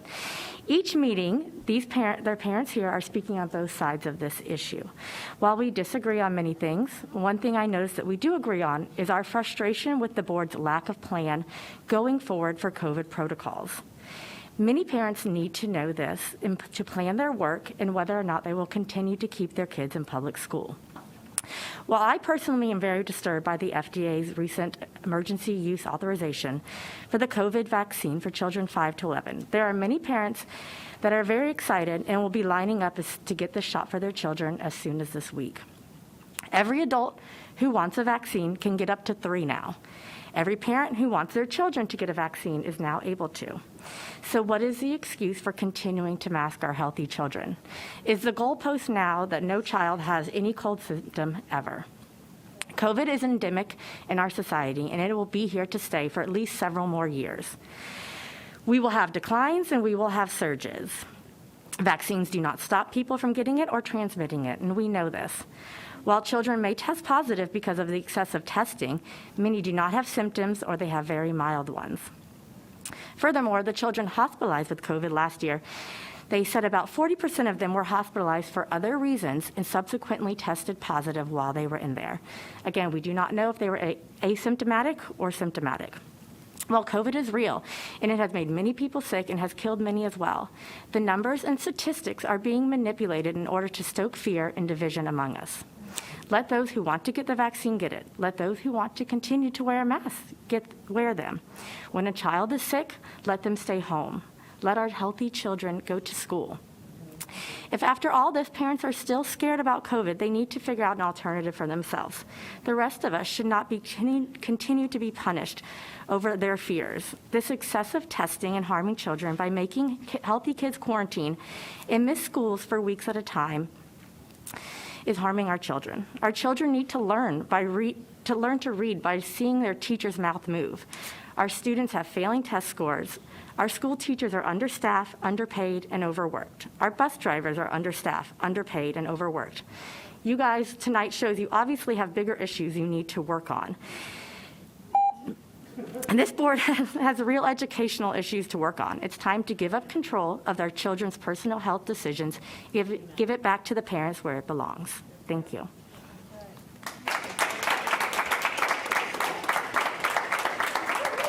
Kim Mackey.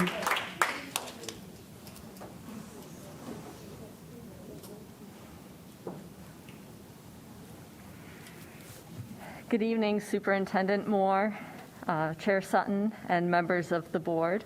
I come to you as a 15-year Wake County high school social studies teacher, mom of 2 young kids, too young to be vaccinated, so I appreciate your vigilance with that. I teach civics to seniors. It's a course required for graduation. And about this time of year, I figure out my couple students who are the Lieutenant Dans of my classroom. If you're familiar with the movie Forrest Gump, you remember that Lieutenant Dan was in rough shape and wanted to be left in the jungle because he didn't see any hope. So, being the teachers that we are, we find those students, and although Mackey muscles are not what they used to be, we put them on our backs and we get them where they need to be to ensure that they don't have any regrets. I'm finding that this time of year, instead of just identifying students who are in that position, there are too many colleagues. We can't even walk down the hall and say, hi, how are you? We can't ask each other how we are anymore because no one wants to answer it, but everyone knows the answer. I understand it's the state's responsibility to step up and support our schools. The General Assembly leaders want to cut corporate taxes to zero and delegate funding public services like education to increase property taxes while defying a court order to provide what's needed for all students to get a sound basic education. The current Department of Public Instruction proposal institutionalizes this triage model that we're all speaking about now. It's called Operation Polaris, one North Star to try to shine on many. Kids like mine need a galaxy of stars in our schools, not a pyramid scheme relying on a few highly qualified folks. Their plan at the state is to institutionalize this method, and that is why the state is slow to help, and that's why we're asking you all to help stand in that gap, just as we are doing the same. I'll continue to advocate for better from our state, and I'll work to hold them accountable. I'm not here to ask you to fill all those gaps beyond your resources. I'm asking you to combine local commitment with federal funds and meet people where they are to keep them where they are. $2,000 bonus, extra pay for extra coverage, and raise for all staff. My kids need staff to stay to support their growth as they continue through our school system. They also need their mom to have something left in the tank when she gets home from school. We are stretching people to the breaking point, and if we can't quickly get more relief with demands on our time, we can at least get paid to show appreciation instead of a promise or a pep talk or request for patience to help us through the jungle. Thank you.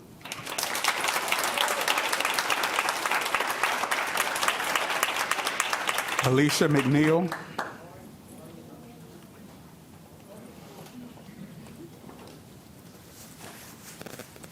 Good evening. I'm here to ask that you guys give all Wake County public employees the $2,000 bonus, compensation for overworked drivers, teachers, cafeteria staff, janitorial workers. Been a bus driver for 21 years. I used to wake up every morning excited, ready to go see my kids, but the wake up in the mornings now is starting to get hard because the pay, it's no good. The living wage that we have not received in years, we need it. We're asking you to stop being safe with what you're doing and do what's going to be right for us. In order to get new staff, you have to give them a reason to want to come. In order to get them to come, they need to see that you're treating your veteran staff like they are worth it. We feel like we're not worthy. I'm a professional driver. I'm not just a bus driver. I had to go through special training and to get my license. I can't drive that bus with just a regular driver's license. So I'm a professional, and I would love to be compensated as such. I'm going to continue to fight and advocate for all of my coworkers. That's the teachers, the bus drivers, the IAs, the cafeteria workers, and the janitorial staff. We deserve to be compensated. That's all I got to say. Thank you.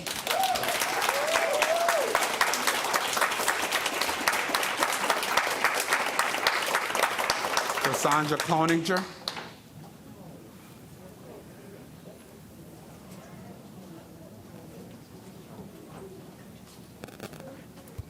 Good evening, ladies and gentlemen of the board. There has been a common theme this evening. Your focus has not been on education, and we are hearing many stories of this impacting our school administration. I want to ask you this evening, are you tired? Of course you are. We're all tired. As an office manager of a large office, when I step out of my role and get involved in things that I should not be, and that I should be delegating to others, I start drowning real quick. And when I, as the leader, start drowning and losing focus, so does my team. And while we may all get tired in this process, the ones who suffer the most are our patients. You and I are not so different. You are leading our teams of educators, and they are looking to you to stay on track. Because when you don't, they can't, and our students suffer for it. The bus debacle this past week is a great example of the failures we are seeing in this administration. I spent almost 2 hours getting just one of my kids in carpool this past Friday. I witnessed 2 cars break down in the carpool line. The line was backed up to 401 from the Roseville High School. You had parents of over 2,000 students all lined up and waiting for hours. Perhaps somebody could have proposed a staggered dismissal to make things smoother. And what about the children whose parents were unable to leave their jobs or don't have transportation to come and get their kids? And to top it off, while waiting in this line, I then received a text from my 12-year-old's teacher that they were unable to hand out the interim reports as they weren't prepared for the bus dilemma, despite the fact that we all received emails late at night and early that morning, so there was clearly an issue that everybody was made aware of. These are just 2 examples amidst many of where our administration is falling short. At the end of the day, when my office falls apart, I'm the one who has to answer for that. When our schools and administration fall apart, you are responsible for that. When you choose to give your retained lawyers raises and not your staff and bus drivers, you are responsible for the fallout. You have created a system of providing fear instead of education. So I would like to know when you plan on getting back to the business of education, which is what we elected you to do. Currently, 15 counties have all made the decision to go mask optional and have given the choice back to parents and stepped out of the business of COVID-19. Their positivity numbers continue to decline. Union County is leading the way with their educational scores being the highest of any of our North Carolina counties and continue to rise since their choice to focus on education once again. When will Wake County join our neighboring counties and bring back the focus to educating our children? It is not your job to make healthcare decisions for our children, and not a single one of you was elected to do that, nor do you have any authority to do that as well. You were, however, elected to make educational decisions. If you're not willing to stand up for our children's education, then I would ask you to resign and make way for those of us who are willing to put education first. There are plenty of us in this room tonight. Make masks optional, keep vaccines optional, and do not introduce on-site testing to an already overburdened staff. Leave these decisions to parents where they belong. Get out of the business of COVID-19 and back to the business of education. Our children are not for sale. Thank you.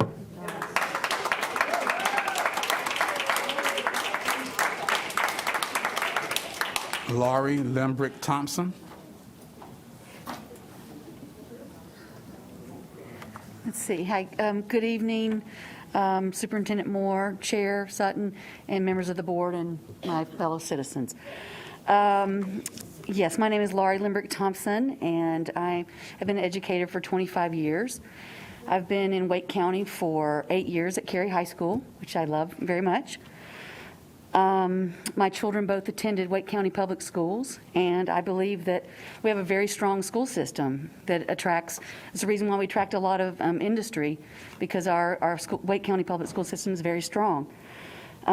We have employees working together to do the best for our children, from the bus drivers that greet them every morning, to the teachers, the media specialists, child nutrition workers, custodial staff, bookkeepers, data managers, school secretaries, administrators, nurses, instructional assistants, who they need a living wage.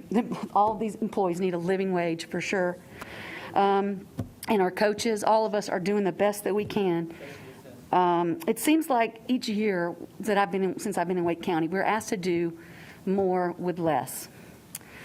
All of us are spread very thin with the understaffing and extra duties. The employees that are remaining are constantly being asked to do more. Our students have been through a lot during the past year and a half, and we're trying to do our best to support them with their learning and with their mental health. They need us to be our best. They need us to be the positive guidance to help them through these challenging times. But the more that gets piled on us, the more overwhelmed and frazzled we become. It's becoming harder and harder to reach every student every day. It appears that we can no longer rely on the state legislature to put education first to support us. Wake County should compensate using COVID relief funding to compensate all employees by 1, increasing the bonuses to $2,000, 2, compensating all employees for all the extra duties they do, if it's extra routes, if it's having to go scramble to get food for these kids, or having to cover classes that you don't even teach, and 3, raises for all employees so that we can continue to work together to support our students. Thank you.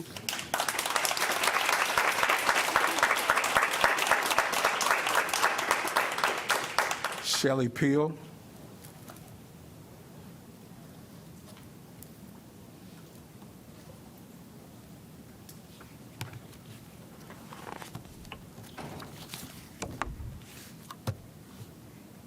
Thank you for the opportunity to speak. I am a concerned parent of 2 Wake County school students. Apparently, I'm also a domestic terrorist. What I really am is a realist. COVID is not going away. It's time to move past the media-driven, sensationalized panic and politics driving the school board. Consider this. 99.86% of Wake County population doesn't have COVID. We're not where we were 2 years ago, so why are we masking kids who have the least risk with COVID? Masks were a short-term extreme measure. They weren't meant for kids to wear daily for months and years on end. How do you like wearing a mask? Does it stink sometimes? Do you touch it a lot? Readjust it? Pro-maskers will say it's just an inconvenience. They blatantly disregard the severe impact prolonged masking has on our children's mental, social, and physical health and well-being. Masks decrease the ability to focus and learn. And if you don't believe it, look at our school test scores. Science shows they're not working. So mask optional counties have roughly the same new case rates as Wake. Harnett County has 0.072% more cases, Union 0.05 more than Wake. On October 28th, Florida, and they have double the population of North Carolina, they had 556 less new cases of COVID than North Carolina. Yet you continue to push masks as a symbol of a fake solution. New York Times actually called that the COVID fable. So why are children who have the lowest risk the only part of our population forced to wear masks? There's county and town ordinances, but less and less people are wearing masks. You see it everywhere. And guess what? The world as we know it hasn't ended, though you would say it probably should have by now.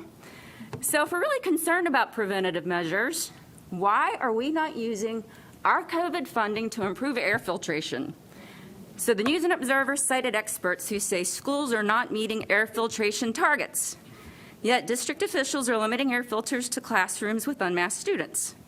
Per Jim Martin, quoted in the News and Observer, evidence this is working is that a majority of our schools are having the 0 to 2 COVID cases weekly. If we were having substantial issues, those numbers would not be at that level. So Jim, if COVID isn't bad enough to upgrade our air filter systems, how come we can't remove masks? I would really love an explanation for that, and anybody with any common sense would ask the same thing. Clearly, none of you are doing your jobs. You're towing the party line. You're all a bunch of political hacks. It is time for common sense to prevail. It is time for a change in representation. And guess what? We're going to keep coming back, and we're going to keep at demanding what we need.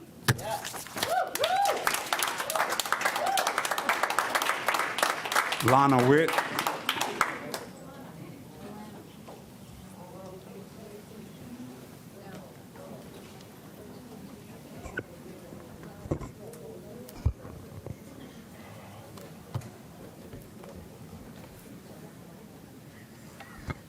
Good evening, board members. My name is Lana.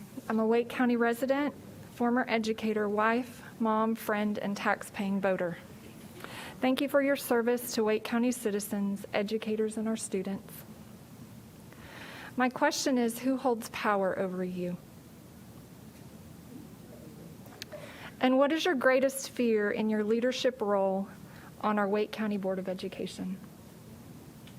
Do you fear leading in areas outside of your statutory authority? NCDHHS Secretary Cohen continues to encourage masking of developing smiles, stifling minds, and the social intelligence of our students, although Governor Cooper's executive order expired across North Carolina July 30th. And although free testing has been widely available and voluntary, the general public increasingly chooses not to test because their faith has tamed their fear. On September 13th, 2021, NCDHHS Secretary Cohen encouraged all school districts to opt into the profiting business of COVID-19 testing programs, and this school district chose to follow her lead. The two vendors assigned are Mako Medical, which is Wake County's, and Concentric by Ginkgo. Questions remain for you as school board members. Under our current Board of Education, will public schools continue to become fear-filled healthcare facilities in the business of profiting off of mask policies, health issues like COVID, and declining mental health, instead of focusing on academic inquiry and excellence in reading, writing, math, and innovation? Who has statutory authority to oversee these burdensome policies and rules impacting the quality of life of hardworking, tax-paying families, passionate administrators, educators, and very capable students? Is it Secretary Cohen, you, our elected board members, parents, or someone else who holds this statutory authority? Who extended COVID testing bidding process and made this final determination for which companies will profit off of the masking and medical testing of our students and staff? How were specific companies like Mako Medical chosen, who donates to election campaigns like yours? Dr. Benjamin specifically makes it impossible for a mask exemption. What statutory authority does he hold? What is the procedure for a false positive COVID test? What is the appeals process for a quarantine? Why is there a lack of consistency across school buildings for quarantine procedures? What is the county health director's role in quarantine of individuals at Wake County Public School System? I request that you exit the business of masking and COVID and get back to quality academic instruction like Union and Harnett counties. Leave healthcare to each family's personally chosen certified medical professional and send Secretary Mandy Cohen back to Washington, D.C.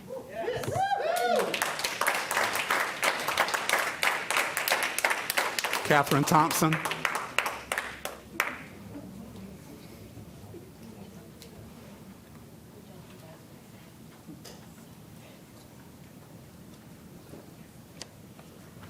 Good evening, Superintendent Moore, Chair Sutton, members of the board, and my fellow community members.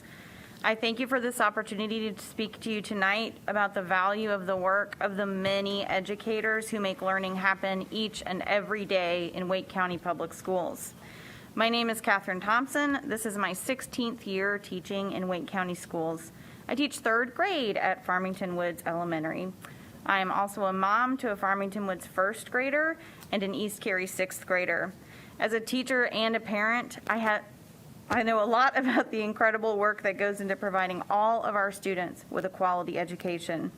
I encourage you to alter your proposed compensation plan so that it more clearly shows that you value the work of each and every employee of Wake County Public Schools.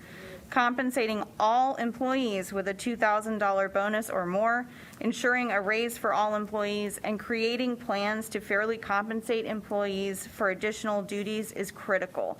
Appropriately rewarding the work of all educators is essential to retaining experienced and dedicated workers in every role in our school system.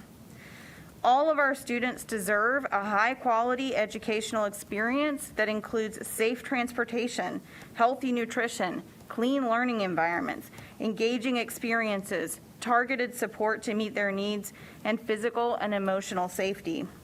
Who provides those things to our students each day? Public school workers, bus drivers, nurses, counselors, nutrition workers, teachers, instructional assistants, media specialists, administrators, curriculum specialists, secretaries, coaches, you know this list goes on and on. Every role on that list is essential to continuing to provide students with what they need and deserve. The current demands on educators are unsustainable and have been for some time. We know that these demands are caused by an increase in responsibilities at the same time that we are losing educators. We cannot afford to lose any more of our talented employees. Our students thrive when they get the best from us. And we are at our best when we function as a consistent team in which every role plays an essential part that intersects and supports all the other roles. Our kids can't wait for the state to make their education a priority.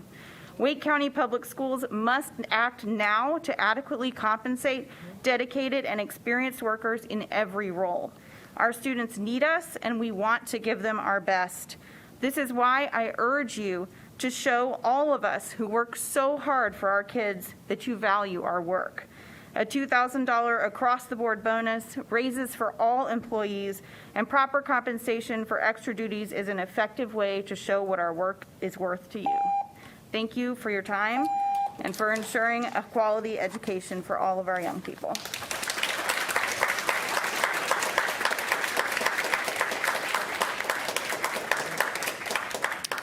So that concludes our public comment list of speakers for tonight. Thank you all for your comments and your thoughts. At this time, I entertain a motion to approve tonight's consent agenda. Chair Sutton, I move approval of the consent items as listed. Second. I had a motion from Mrs. Kushner, second from Ms. Johnson-Hostler to approve tonight's consent agenda as printed. Is there any discussion? Hearing none, all those in favor show by sign of aye. Opposed, nay. Ayes have it. Tonight's consent agenda is approved. That moves us to our action items. We've got a couple of items, of course, under finance. First one is the one-time employee recognition and retention bonus. And that's being presented by Dr. A.J. Matillo.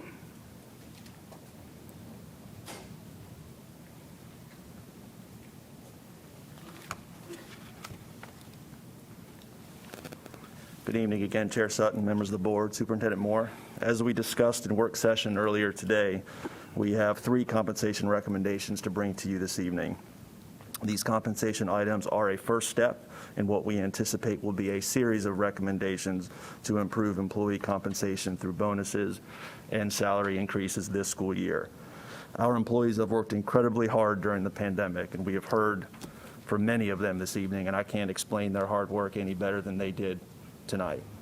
So that's why we are focused on ensuring that we do what we can now and bring back recommendations to the board for additional increases. So this first item is in recognition of the additional duties and efforts required of all of our staff, is a one-time $1,250 recognition and retention bonus for all active benefit earning employees.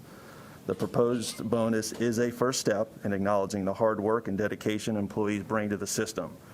Staff would be employed and working as of November 2nd to be eligible for the bonus, and the bonus would be paid in the November 2021 payroll. Part-time staff would receive a prorated bonus, and in conjunction with the $1,250 bonus, staff also requests a fund balance appropriation in the amount of $25.8 million that has been reserved for this purpose. Pause now for discussion and request your approval of this first recommendation.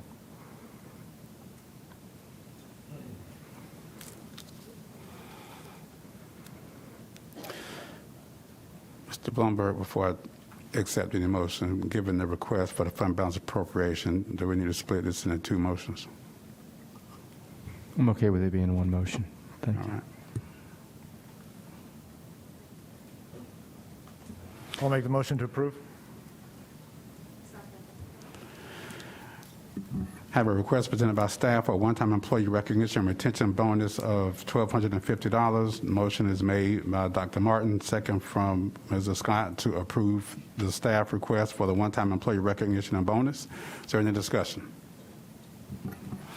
Dr. Martin. Thank you. First of all, as you all know, I don't like bonuses because I think we need to be changing base pay. I think bonuses are not the way we should be addressing the systemic needs that have been going on for far too long. That said, I also know that changing base pay requires continuing budget and not one-time dollars. I will be supporting the vote tonight with the understanding that this is step one. And so our employees have talked about, at 2,000, I would like to believe that once we can get a better assessment of the what we can approve with DPI, that the dollar value will increase substantially more than even the 2,000 over time.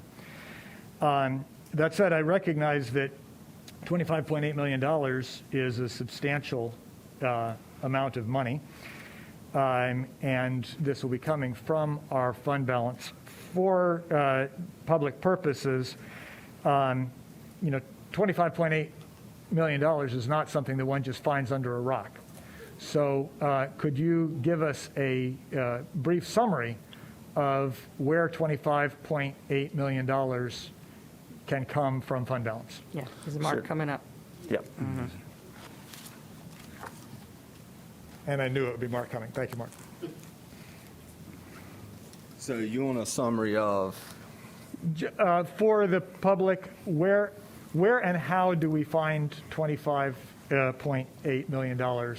That, because, like I said, that's a substantial sum, and it's one-time money, and fund balance is coming out of savings. So, right. So what savings did we find to get that kind of value? So the area we have fund balances in local funding, any other state funding and others, we balance to zero, because if we do not spend that money, we cannot keep it. However, on local dollars that the county gives us, if we do not spend all those funds, we're able to keep that in a fund balance or a savings account.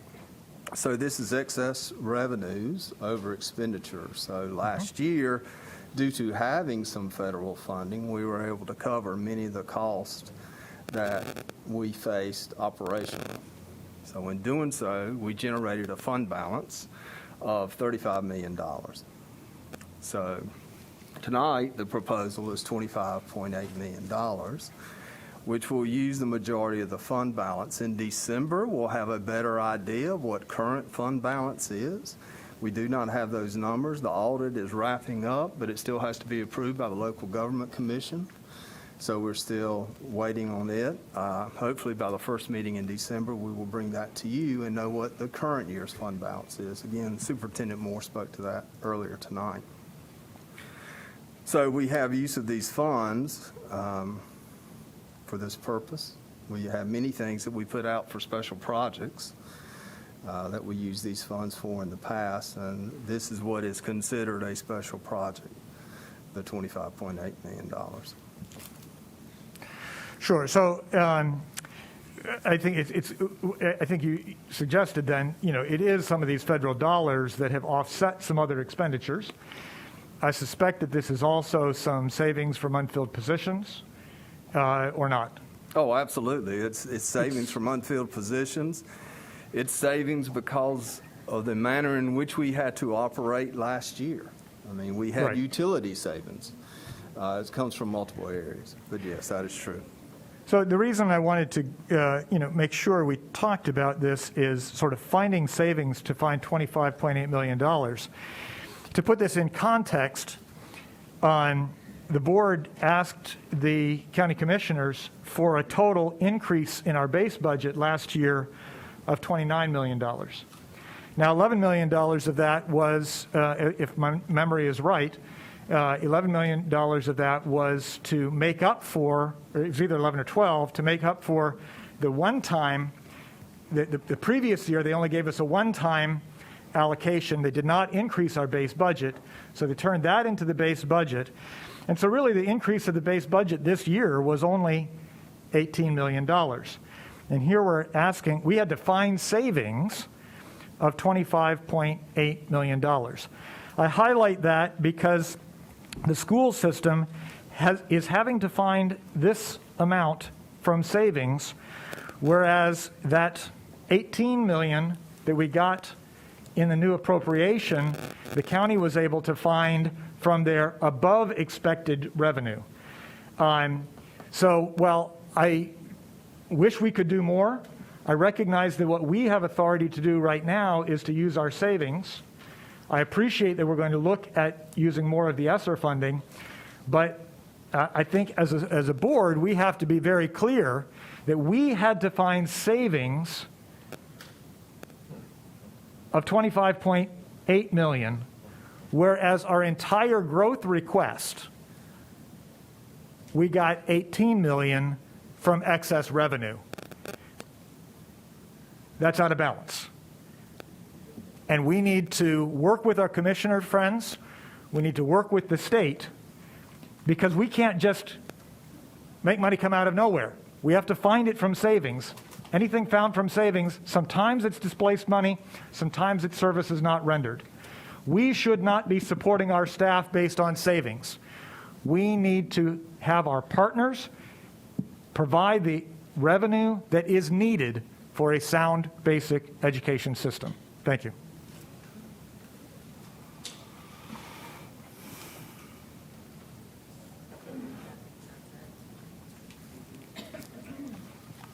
Other comments? But I have a question, Chair. I'm sorry. Mrs. Kushner. For Dr. Matillo, can you talk about the openings on Apple Track that were cited this evening, and if what our openings are looking like? Yeah, I did hear some of the numbers cited, and I have not had an opportunity to check those. I do know that oftentimes postings don't always get taken down right away, so sometimes that is a bit inflated. We do track our vacancies every month that can get those numbers to you. I think that would help as we're making further decisions. Yep. Any further discussion? Mr. Haggerty. Thank you. So I know we talked about this in the work session, but, you know, I think it was clear that we talked about we would like to provide additional bonus, and we asked specifically about the ESSER funds. Can you explain again why you're saying we can't use money from the ESSER funds tonight? Yeah, so we're in the process of really reevaluating our ESSER plan at the moment, and any additions or modifications to that would have to be approved by DPI. So we're in the process of looking at that and can bring recommendations back to the board in December as we submit that plan back to DPI for approval. Okay. And I guess the other question is, you know, looking at the amount of funds, I know we still have to wait for the audit to come back to see, you know, where we are financially, looking at what we have with the ESSER funds, what's bound. But I'll just ask, I mean, do you think we can get to 2,000 with additional funds once those funds are available? Let me answer that, okay? I think it'll be more than that, quite frankly, because the ESSER funds are substantial. There are pieces of it that are required to be spent in certain places. But I think between what we're doing tonight and what we bring back to you as a further recommendation, it'll go over that. Thank you. Is there any further discussion? Seeing none, all those in favor of the motion to approve the one-time recognition and retention bonus of $1,250 show by sign of aye. Aye. Any opposed, nay. Ayes have it. Request is approved. And as previously noted, that includes the appropriation from fund balance. Right, that includes the fund balance request appropriation of $25.8 million. Our next recommendation, sorry, Chair Sutton. Next item, go ahead. Yep. Certified staff salary supplement schedule adjustment. Correct. This is an item that is already included in the board's 2021-22 budget for the certified staff local supplement. Our local supplement does supplement the state salaries that teachers receive. It continues to be one of the best in the state, so we are pleased to be able to make some more progress toward that, and it is just a reminder that it is just the 1% increase on the local supplement, and that any state-based pay additions would come from the state once the budget is passed. So the recommendation is to move forward with the implementation of the 1% increase to certified staff salary supplement effective July 1, 2021. Upon a board approval, this would be implemented, including any retroactive pay with the December 2021 payroll. Ms. Johnson-Hostler? Just one quick clarification. You said it, but it was really quick. So to clarify, once the state does pass its budget, and we hope that there is an increase, that is in addition to the 1%. It won't be a... That is correct. Yes, ma'am. Make a motion that we approve the salary supplement schedule adjustment. Got a motion from Vice Chair Mahaffey, second from Ms. Kushner, to approve staff's request for an adjustment to the certified staff salary supplement schedule. Is there any discussion? Vice Chair Mahaffey. Thank you. And Dr. Matillo, just to rehash a little bit about what we talked about with the salary piece in the work session, and this goes for the next item as well, looking at rate of pay in neighboring districts as well as cost of living for Wake County and neighboring districts, so that we can make sure that as investors move in, it doesn't push our staff out. Yeah, that's correct. And we can get some information back during the December. Doing a full market study by December will be a challenge, but we will get some information back and do some review. Understood. Yeah. Mrs. Carter? Okay, and I just have further clarification. So let's just say the state does not recommend anything. Are you going to be recommending in December, regardless of where we're at, another increase for our certified staff? I think we would have to go back and look at what the state does or doesn't do before making final decisions. So there's Yes, no ma'am. commitment to that? Correct. If there any additional, when the state does not move on teacher salaries, the only space that we have on teacher salaries is the local supplement. Yeah. So we would, but the local supplement is a portion of that salary. So it's never, where you get the salary increases for staff is at the state. We can continue to look at additional local dollars for supplement, but again, that'll be a portion of that salary. Yes, it's very small. And so, but I'm just trying to clarify if we would be willing to look at that in December if the state still, because if the state's not going to do it, I still feel like we as a board need to do right by our employees, so. Yeah, and that's definitely something we can look at. Mrs. Scott? And then I just also had a question for clarification. If worst-case scenario that were to happen, that the state step pays don't increase for school employees, and we were committing to use local dollars for that, all local dollars, we have to pay a percentage of that spending to charter schools?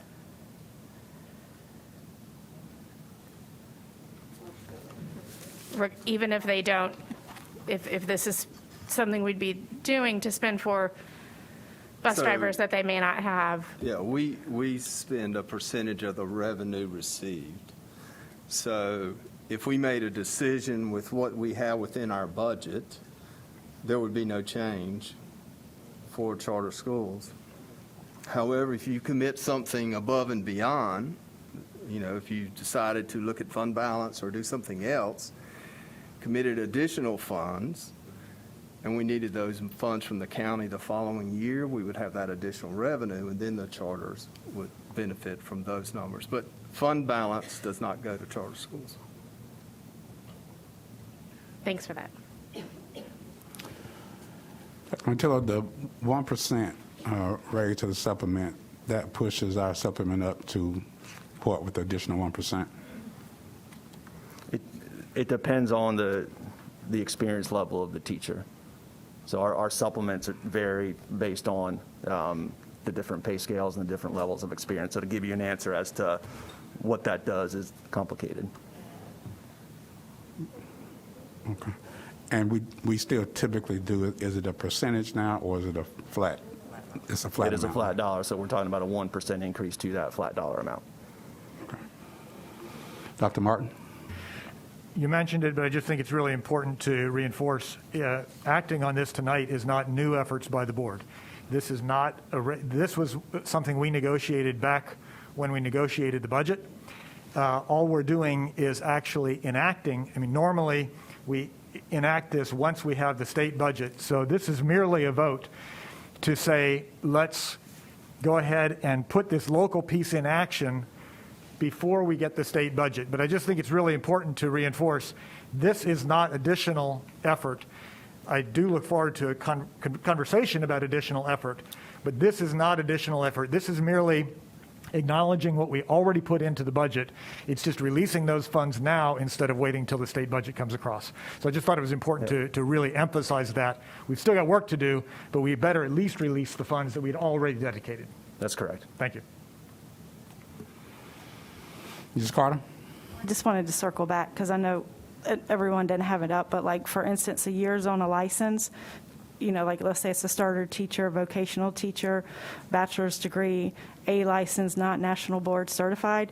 The local supplement is $627.46. So you're talking 1% of that. So I just want to give at least one example of what we're talking about.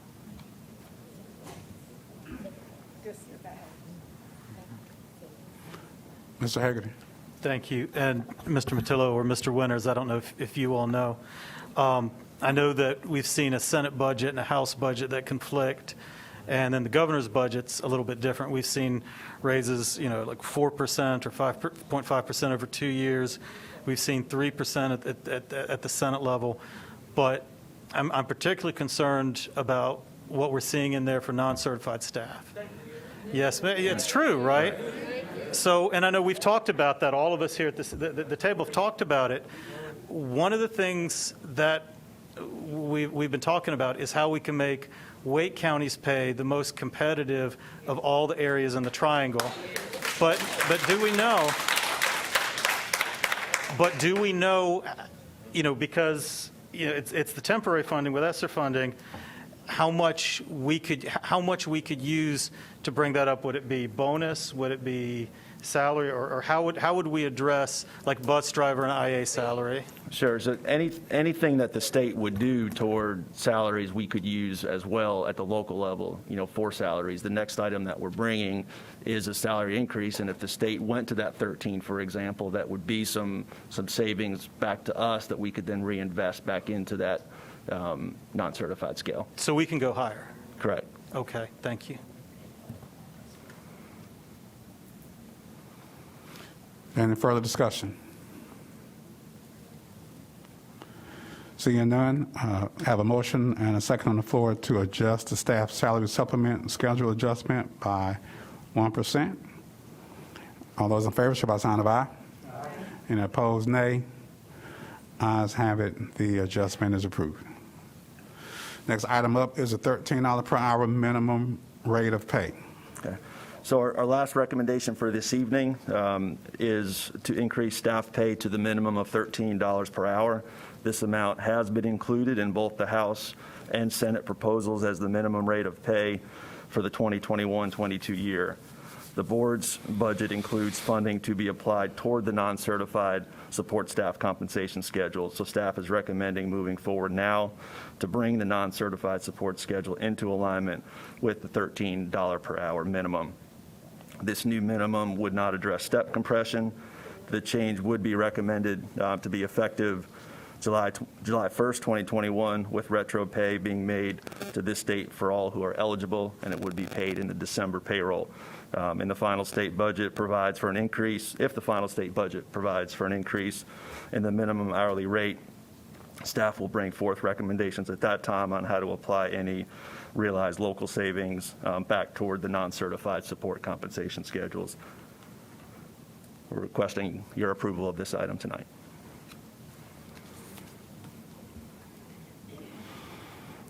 Dr. Martin? I'll go ahead and make a motion that we approve this recommendation. Second. Got a motion from Dr. Martin, second from Mr. Hagerty to approve staff's request to raise the minimum rate of pay to $13 per hour. Is there any discussion? Vice Chair Mahaffey.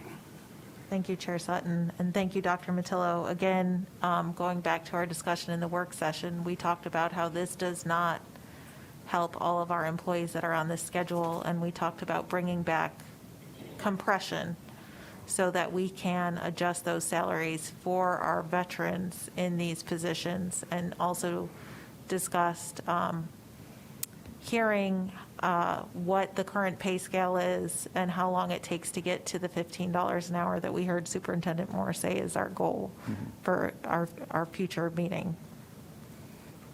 Right, so this is a first step, and we will definitely monitor the state budget to see what we can bring forth, either compression, a higher, sort of lower minimum. We just need to be able to have all the details so we know how to best proceed with the funds that we'll have available to us. Ms. Johnson-Hostler? So a follow-up on that. I mean, we're all hopeful that there might be a state budget, but I would like for us to know how much this would cost us with or without the state budget. Okay.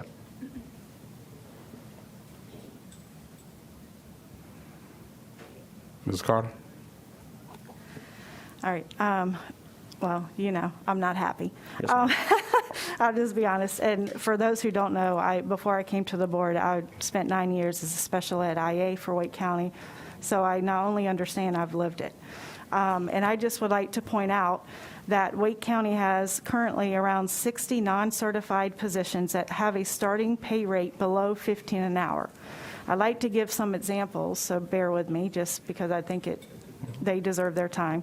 I won't list all 61, but just a few. CNS assistant, and I know we have some because I heard some. Bus safety assistants. Over here, because I've heard it earlier. Receptionist, parent liaison, clerical assistant, instructional assistants, custodians, braillists, registrars, mechanic 1, school secretaries, data managers, and the list goes on because, like I said, we have over 60. And to give in September in a finance committee meeting, you gave the example that those on grade 18. So between grade, that's our pay scale. So between grade 16 and 22, their all starting rate is below 15. So at about 18, that's where the instructional assistants and CNS assistant managers fall. And since 2008, 2009, they have had a starting rate pay increase of 52 cents an hour. Yes, I didn't read that wrong. Since 2008, since 2009. From $11.28 to $11.80. To me, it's unacceptable. It will take a bus safety assistant, a CNS assistant manager, instructional assistants, and others on grades 16 to 18, anywhere from 2 decades to 29 years to reach $15 an hour. That is the reality that we are. While I want more, and I'm very concerned that we're not addressing all those who are already at 13 or above. It's concerning, and I do think we need to, regardless of what the state does, this is a priority of this board, a multi-year priority, and we need to, in my opinion, step up and show these staff that they are important, they are valued, and they are respected. And that is by paying more even than 13 an hour and addressing all those who have been here that are over 13 and taking care of those employees. That said, side note, it's not listed here, but you mentioned it, and I wanted just clarification, if you don't mind, to try to get this, because this is the last thing you're here for. Yeah. The sub rate. Right. Could you please address when that will be looked at? And then that's it for me. Thank you. Yeah, we would like to also bring that back by the December meeting as well. We know our substitutes also deserve more than they're being paid, just like the employees that are in this room and the many employees who are watching. So we want to consider them with the next recommendations that we bring forth to you. Dr. Martin. Thank you. Like my colleagues, I will vote for this, but it's an inadequate baby step. And I think we all know that. If in 3 budgets ago, we laid out a 5-year plan to begin this major effort. And we got the first of 5 years of that funded. We have not really gotten the last 2 increments funded. Like I said, even though we had above expected revenue right here in Wake County, I think that's unacceptable. I think it's unacceptable that we're not addressing salary compression. But what I really want to note is that I'm not satisfied with $15 an hour. 15 has become sort of the catchphrase, but it was $15 an hour 3 or 4 years ago that the county and the state decided would be the base salary for county employees and state employees, with the asterisk exception, unless you worked for a school system. And, well, again, we have limited revenue that we can dig into. We have no taxing authority. We can't raise anything. We're sitting there, little Oliver, more please, which is an unacceptable position to be in. I think we should not be satisfied until that asterisk is taken out, both at the county level and at the state level. So we need to take whatever steps we can. We've got to address compression, but we must not be the asterisks. If it's an asterisk, it ought to be on the other side, because the service we provide is above and beyond. It is the future of our community, but at a minimum, we need to remove that asterisk and make sure all LEA employees are paid at the living wage considered by both the county and the state. And by the way, the county is talking about moving it up to 17. So I'm not satisfied with 15 for us when the county is talking about 17 for its employees. Thank you. Yes, sir. Mr. Scott. Thank you. And I absolutely agree with what my colleagues were saying during the work session. I also asked about the substitute pay, which she said would be brought back, and also looking into tracking the time that teachers and other employees have worked extra where they were not given the duty-free lunch, or being able to track that type of pay. So I thank you for bringing all that up to us. And I know some folks have said, and they're not wrong at all, but the state, we can't wait on the state, but we still have to apply the pressure on we have to apply the pressure to the state. I have a dear friend who was a former teacher in the Wake County Public School System who left when they took away master's pay because she was just getting ready to hit send on a graduate application and said, why? And that happens again and again. Listening to bus drivers talking about their working conditions and hearing that one of the reasons why they stay is because of knowing they'll have health benefits as retirees. The state has taken that away. And so for new, not for current, but for new state employees, the state worked really hard in 2018 to raise the starting minimum wage, and I know several of my colleagues have brought this up before, to $15 an hour, except for public school employees and employees of community colleges. Knowing how important our IAs are, knowing the jobs they do. I know we heard over and over again from parents this evening, and I respect their concerns about their own children, but we heard, our schools don't practice medicine, and any person who's ever worked inside of a school knows that someone comes up to you hurt physically, emotionally. Our teachers, our IAs, our receptionists, our bus drivers are doing all of those things every single day, all day long. And I think it's important that they are compensated in that regard. And absolutely we want to commit to that. But I say we must put the pressure on our state, who has a lot of money that they're sitting on right now and who keep dropping the tax rate for new businesses. And our friends in the commission here in Wake County want to do everything they can, but they have to be cautious. And we have no leverage. We have no taxing authority, and they do. But if they talk about that, I guarantee you there are some people who are in this room tonight who will do everything they can to put the pressure on them to not do that. So if people want us to invest in our schools, please understand it really means investing and it's worth it because these are our babies.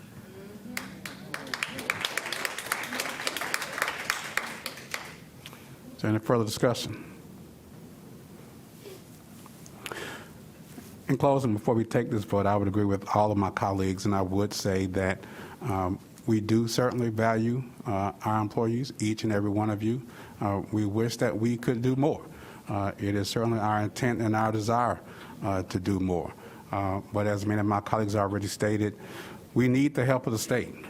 We can't do this alone, and we can't do this on our own.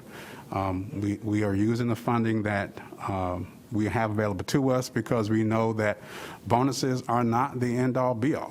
They are a tool. They help to some degree.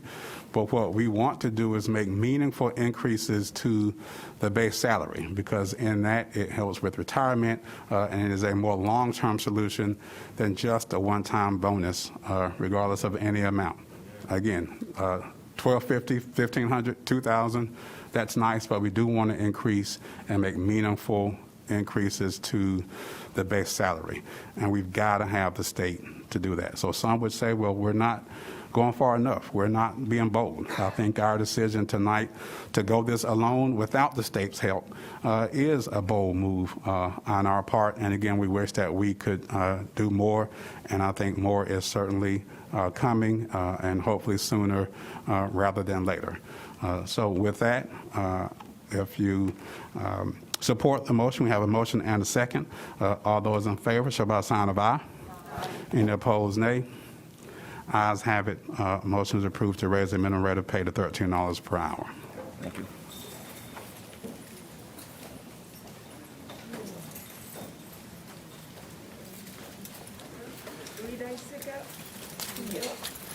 Next up is the Senate Bill 654, local face covering policy. Good evening, Chair Sutton, Superintendent Moore, and board members. Board action is requested to approve and continue Wake County Public School System face covering guidance with the understanding that staff is given operational authority to implement this requirement. We're recommending one change to our face covering requirements this evening. It applies specifically to athletics, band, and co-curricular activities. Microphone, please. Sure.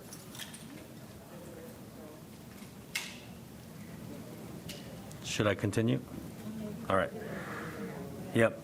So again, staff is recommending one change to our face covering requirements this evening. It applies specifically to athletics, band, and co-curricular activities. We're recommending that when staff and students are outdoors, face covering should be optional, including instrument bell covers for bands. Face covering for students will still be required for pre-K students and students grades K through 12 when indoors, when they are on WCPSS and vendor transportation, and when they are indoors for PE and recess. And as a reminder, pre-K students ages 3 to 4, face coverings are strongly recommended. And for pre-K students who are 5 years of age, face coverings are required, as with all K-12 students. And before you proceed with tonight's vote, we also wanted to provide this context. First, for our health considerations, though on the slide that you see in Simbly shows data as of 10/27, I wanted to share with you the data from as of today's date, November 2nd, 2021. Our vaccination rates show that 69% of individuals ages 12 to 17 have at least one dose, and 66% of students ages 12 to 17 are fully vaccinated. And per survey results, as is noted, our staff is between 80 to 90% vaccinated, and cases are still on a downward trend as of August 29th, 2021. And our 7-day average, we are at 101 cases per 100,000. And also, there was a recent update in the FAQs for the Strong Schools North Carolina Public Health Toolkit. We would like to highlight this, that we wanted to highlight. It notes that schools should base their face covering requirements on levels of community transmission as defined by the CDC. And per the CDC and NCDHHS, community transmission levels are determined by two indicators, both case rates and test percent positivity.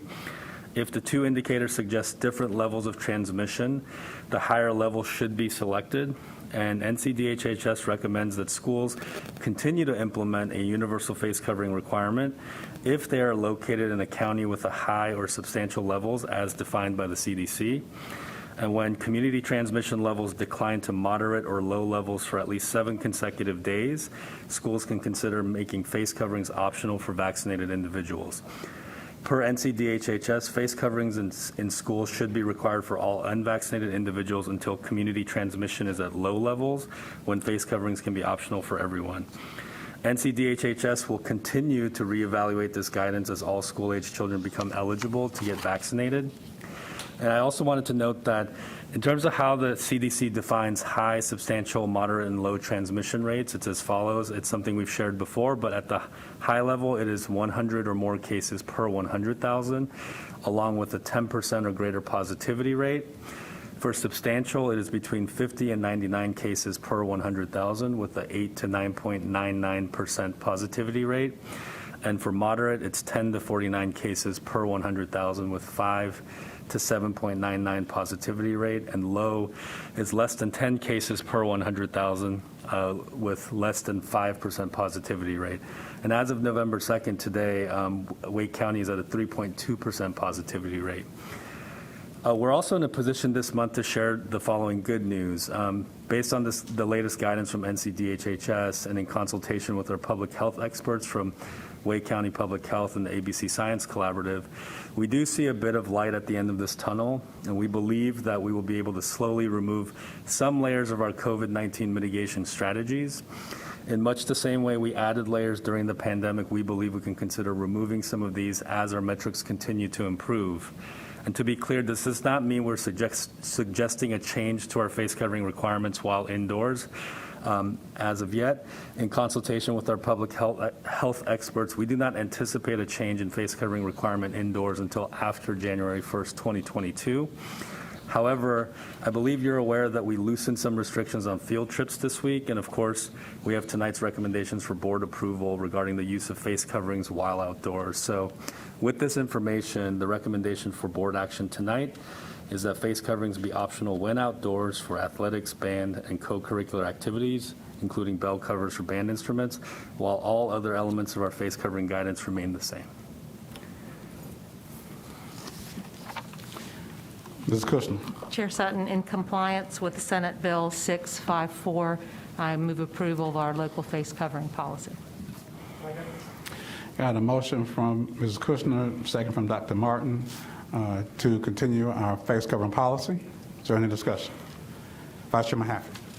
Thank you, and thank you, Mr. Coe, for laying all of that out and sharing not just what we're seeing now and what's being presented, but the unlayering that is hopefully to come soon. And the CDC is now recommending that all children ages 5 through 11 get a first dose of the vaccine. And so shots for that age group will be available in a few days. That was breaking news as of today. So I'm hopeful that we will continue to see that unlayering.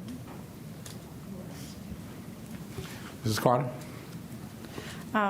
Well, I would like to say I know I voiced my concern about the mask outdoors. To me, a very minimal thing to be able to adjust, and I am happy after a couple months seeing that finally dropped here tonight. And I have voiced support for indoor mask, and I wanted to at all the other votes, and I continue to support the indoor mask based on the quarantine, because there will be an increase, my understanding, in some of the mask optional counties as well. They have also seen an increase in quarantine. Well, okay, well, anyway, so that's my understanding, and based on the quarantine guidelines, if students are not masked, then there would be a possibility of increased quarantines because that is in the guidance. And I would like to ask to see if, Mr. Bloomberg, would you mind speaking a little bit to the quarantine and our role as a school system in implementing or following anything that the state guidance that is submitted or required? Is that, yeah, and local health department. in the area of quarantine that DHHS has reviewed and determined that what the school district's authority is. Excuse me, Mr. Blumberg, we can't quite hear you. It's over exclusion. It's not technically quarantine. We're not quarantining people away when they're outside of school. We're not empowered to say you have to stay in your home. But ours is over exclusion, and DHHS's view is that we have that authority and that they're requiring that we exercise that authority. And I'll just add one point. I was part of a webinar this morning with superintendents and other folks across the state of North Carolina where DHHS presented information. And as some counties are modifying their masks mandates and making them optional, the question that has been asked for DHHS to consider is the need to review their current exclusionary practices or quarantine guidance in line with the changes that some districts are making, because there should be sort of a parallel path in terms of looking at both of those. I don't know where that will go, but I wanted you to be aware that that request has been made.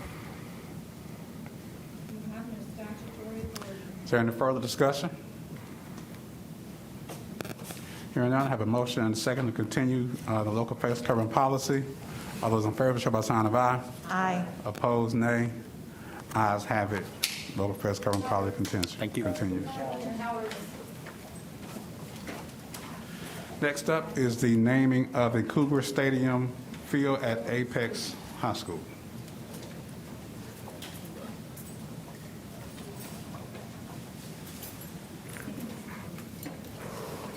Good evening. Good evening.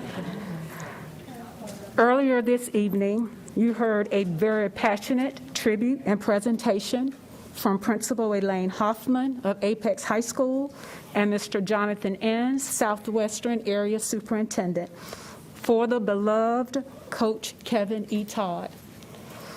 It is an honor and a privilege to request on behalf of the Apex High School staff and community the naming of the Apex High School's field, the Kevin E. Todd Field at Cougar Stadium, in honor of their former and much beloved soccer coach, Coach Todd. Vice Chair Mahaffey. Chair Sutton and my colleagues on the board, it is my honor to make a motion that we give Apex High School the ability and the authority to name this soccer field after Coach Todd. Second. I have a motion from Vice Chair Mahaffey, second from Mrs. Scott, to rename or name the Cougar Stadium field at Apex High School the Kevin Todd Field. Correct? Correct. Is there any discussion? I just think you all need to come in the spring and meet the Todd sisters, because you will fall in love with them and you will hear more stories about their brother than I think the staff ever did. Because as Ms. Hoffman said, he would have hated this. Mrs. Scott. I know Coach Todd was an IU alum and often, and I have my IU badge here, so as a fellow Hoosier and Hoosier fan, I'm very thankful that the Apex community has proposed this, and happy to support it along with my colleagues. Any further discussion?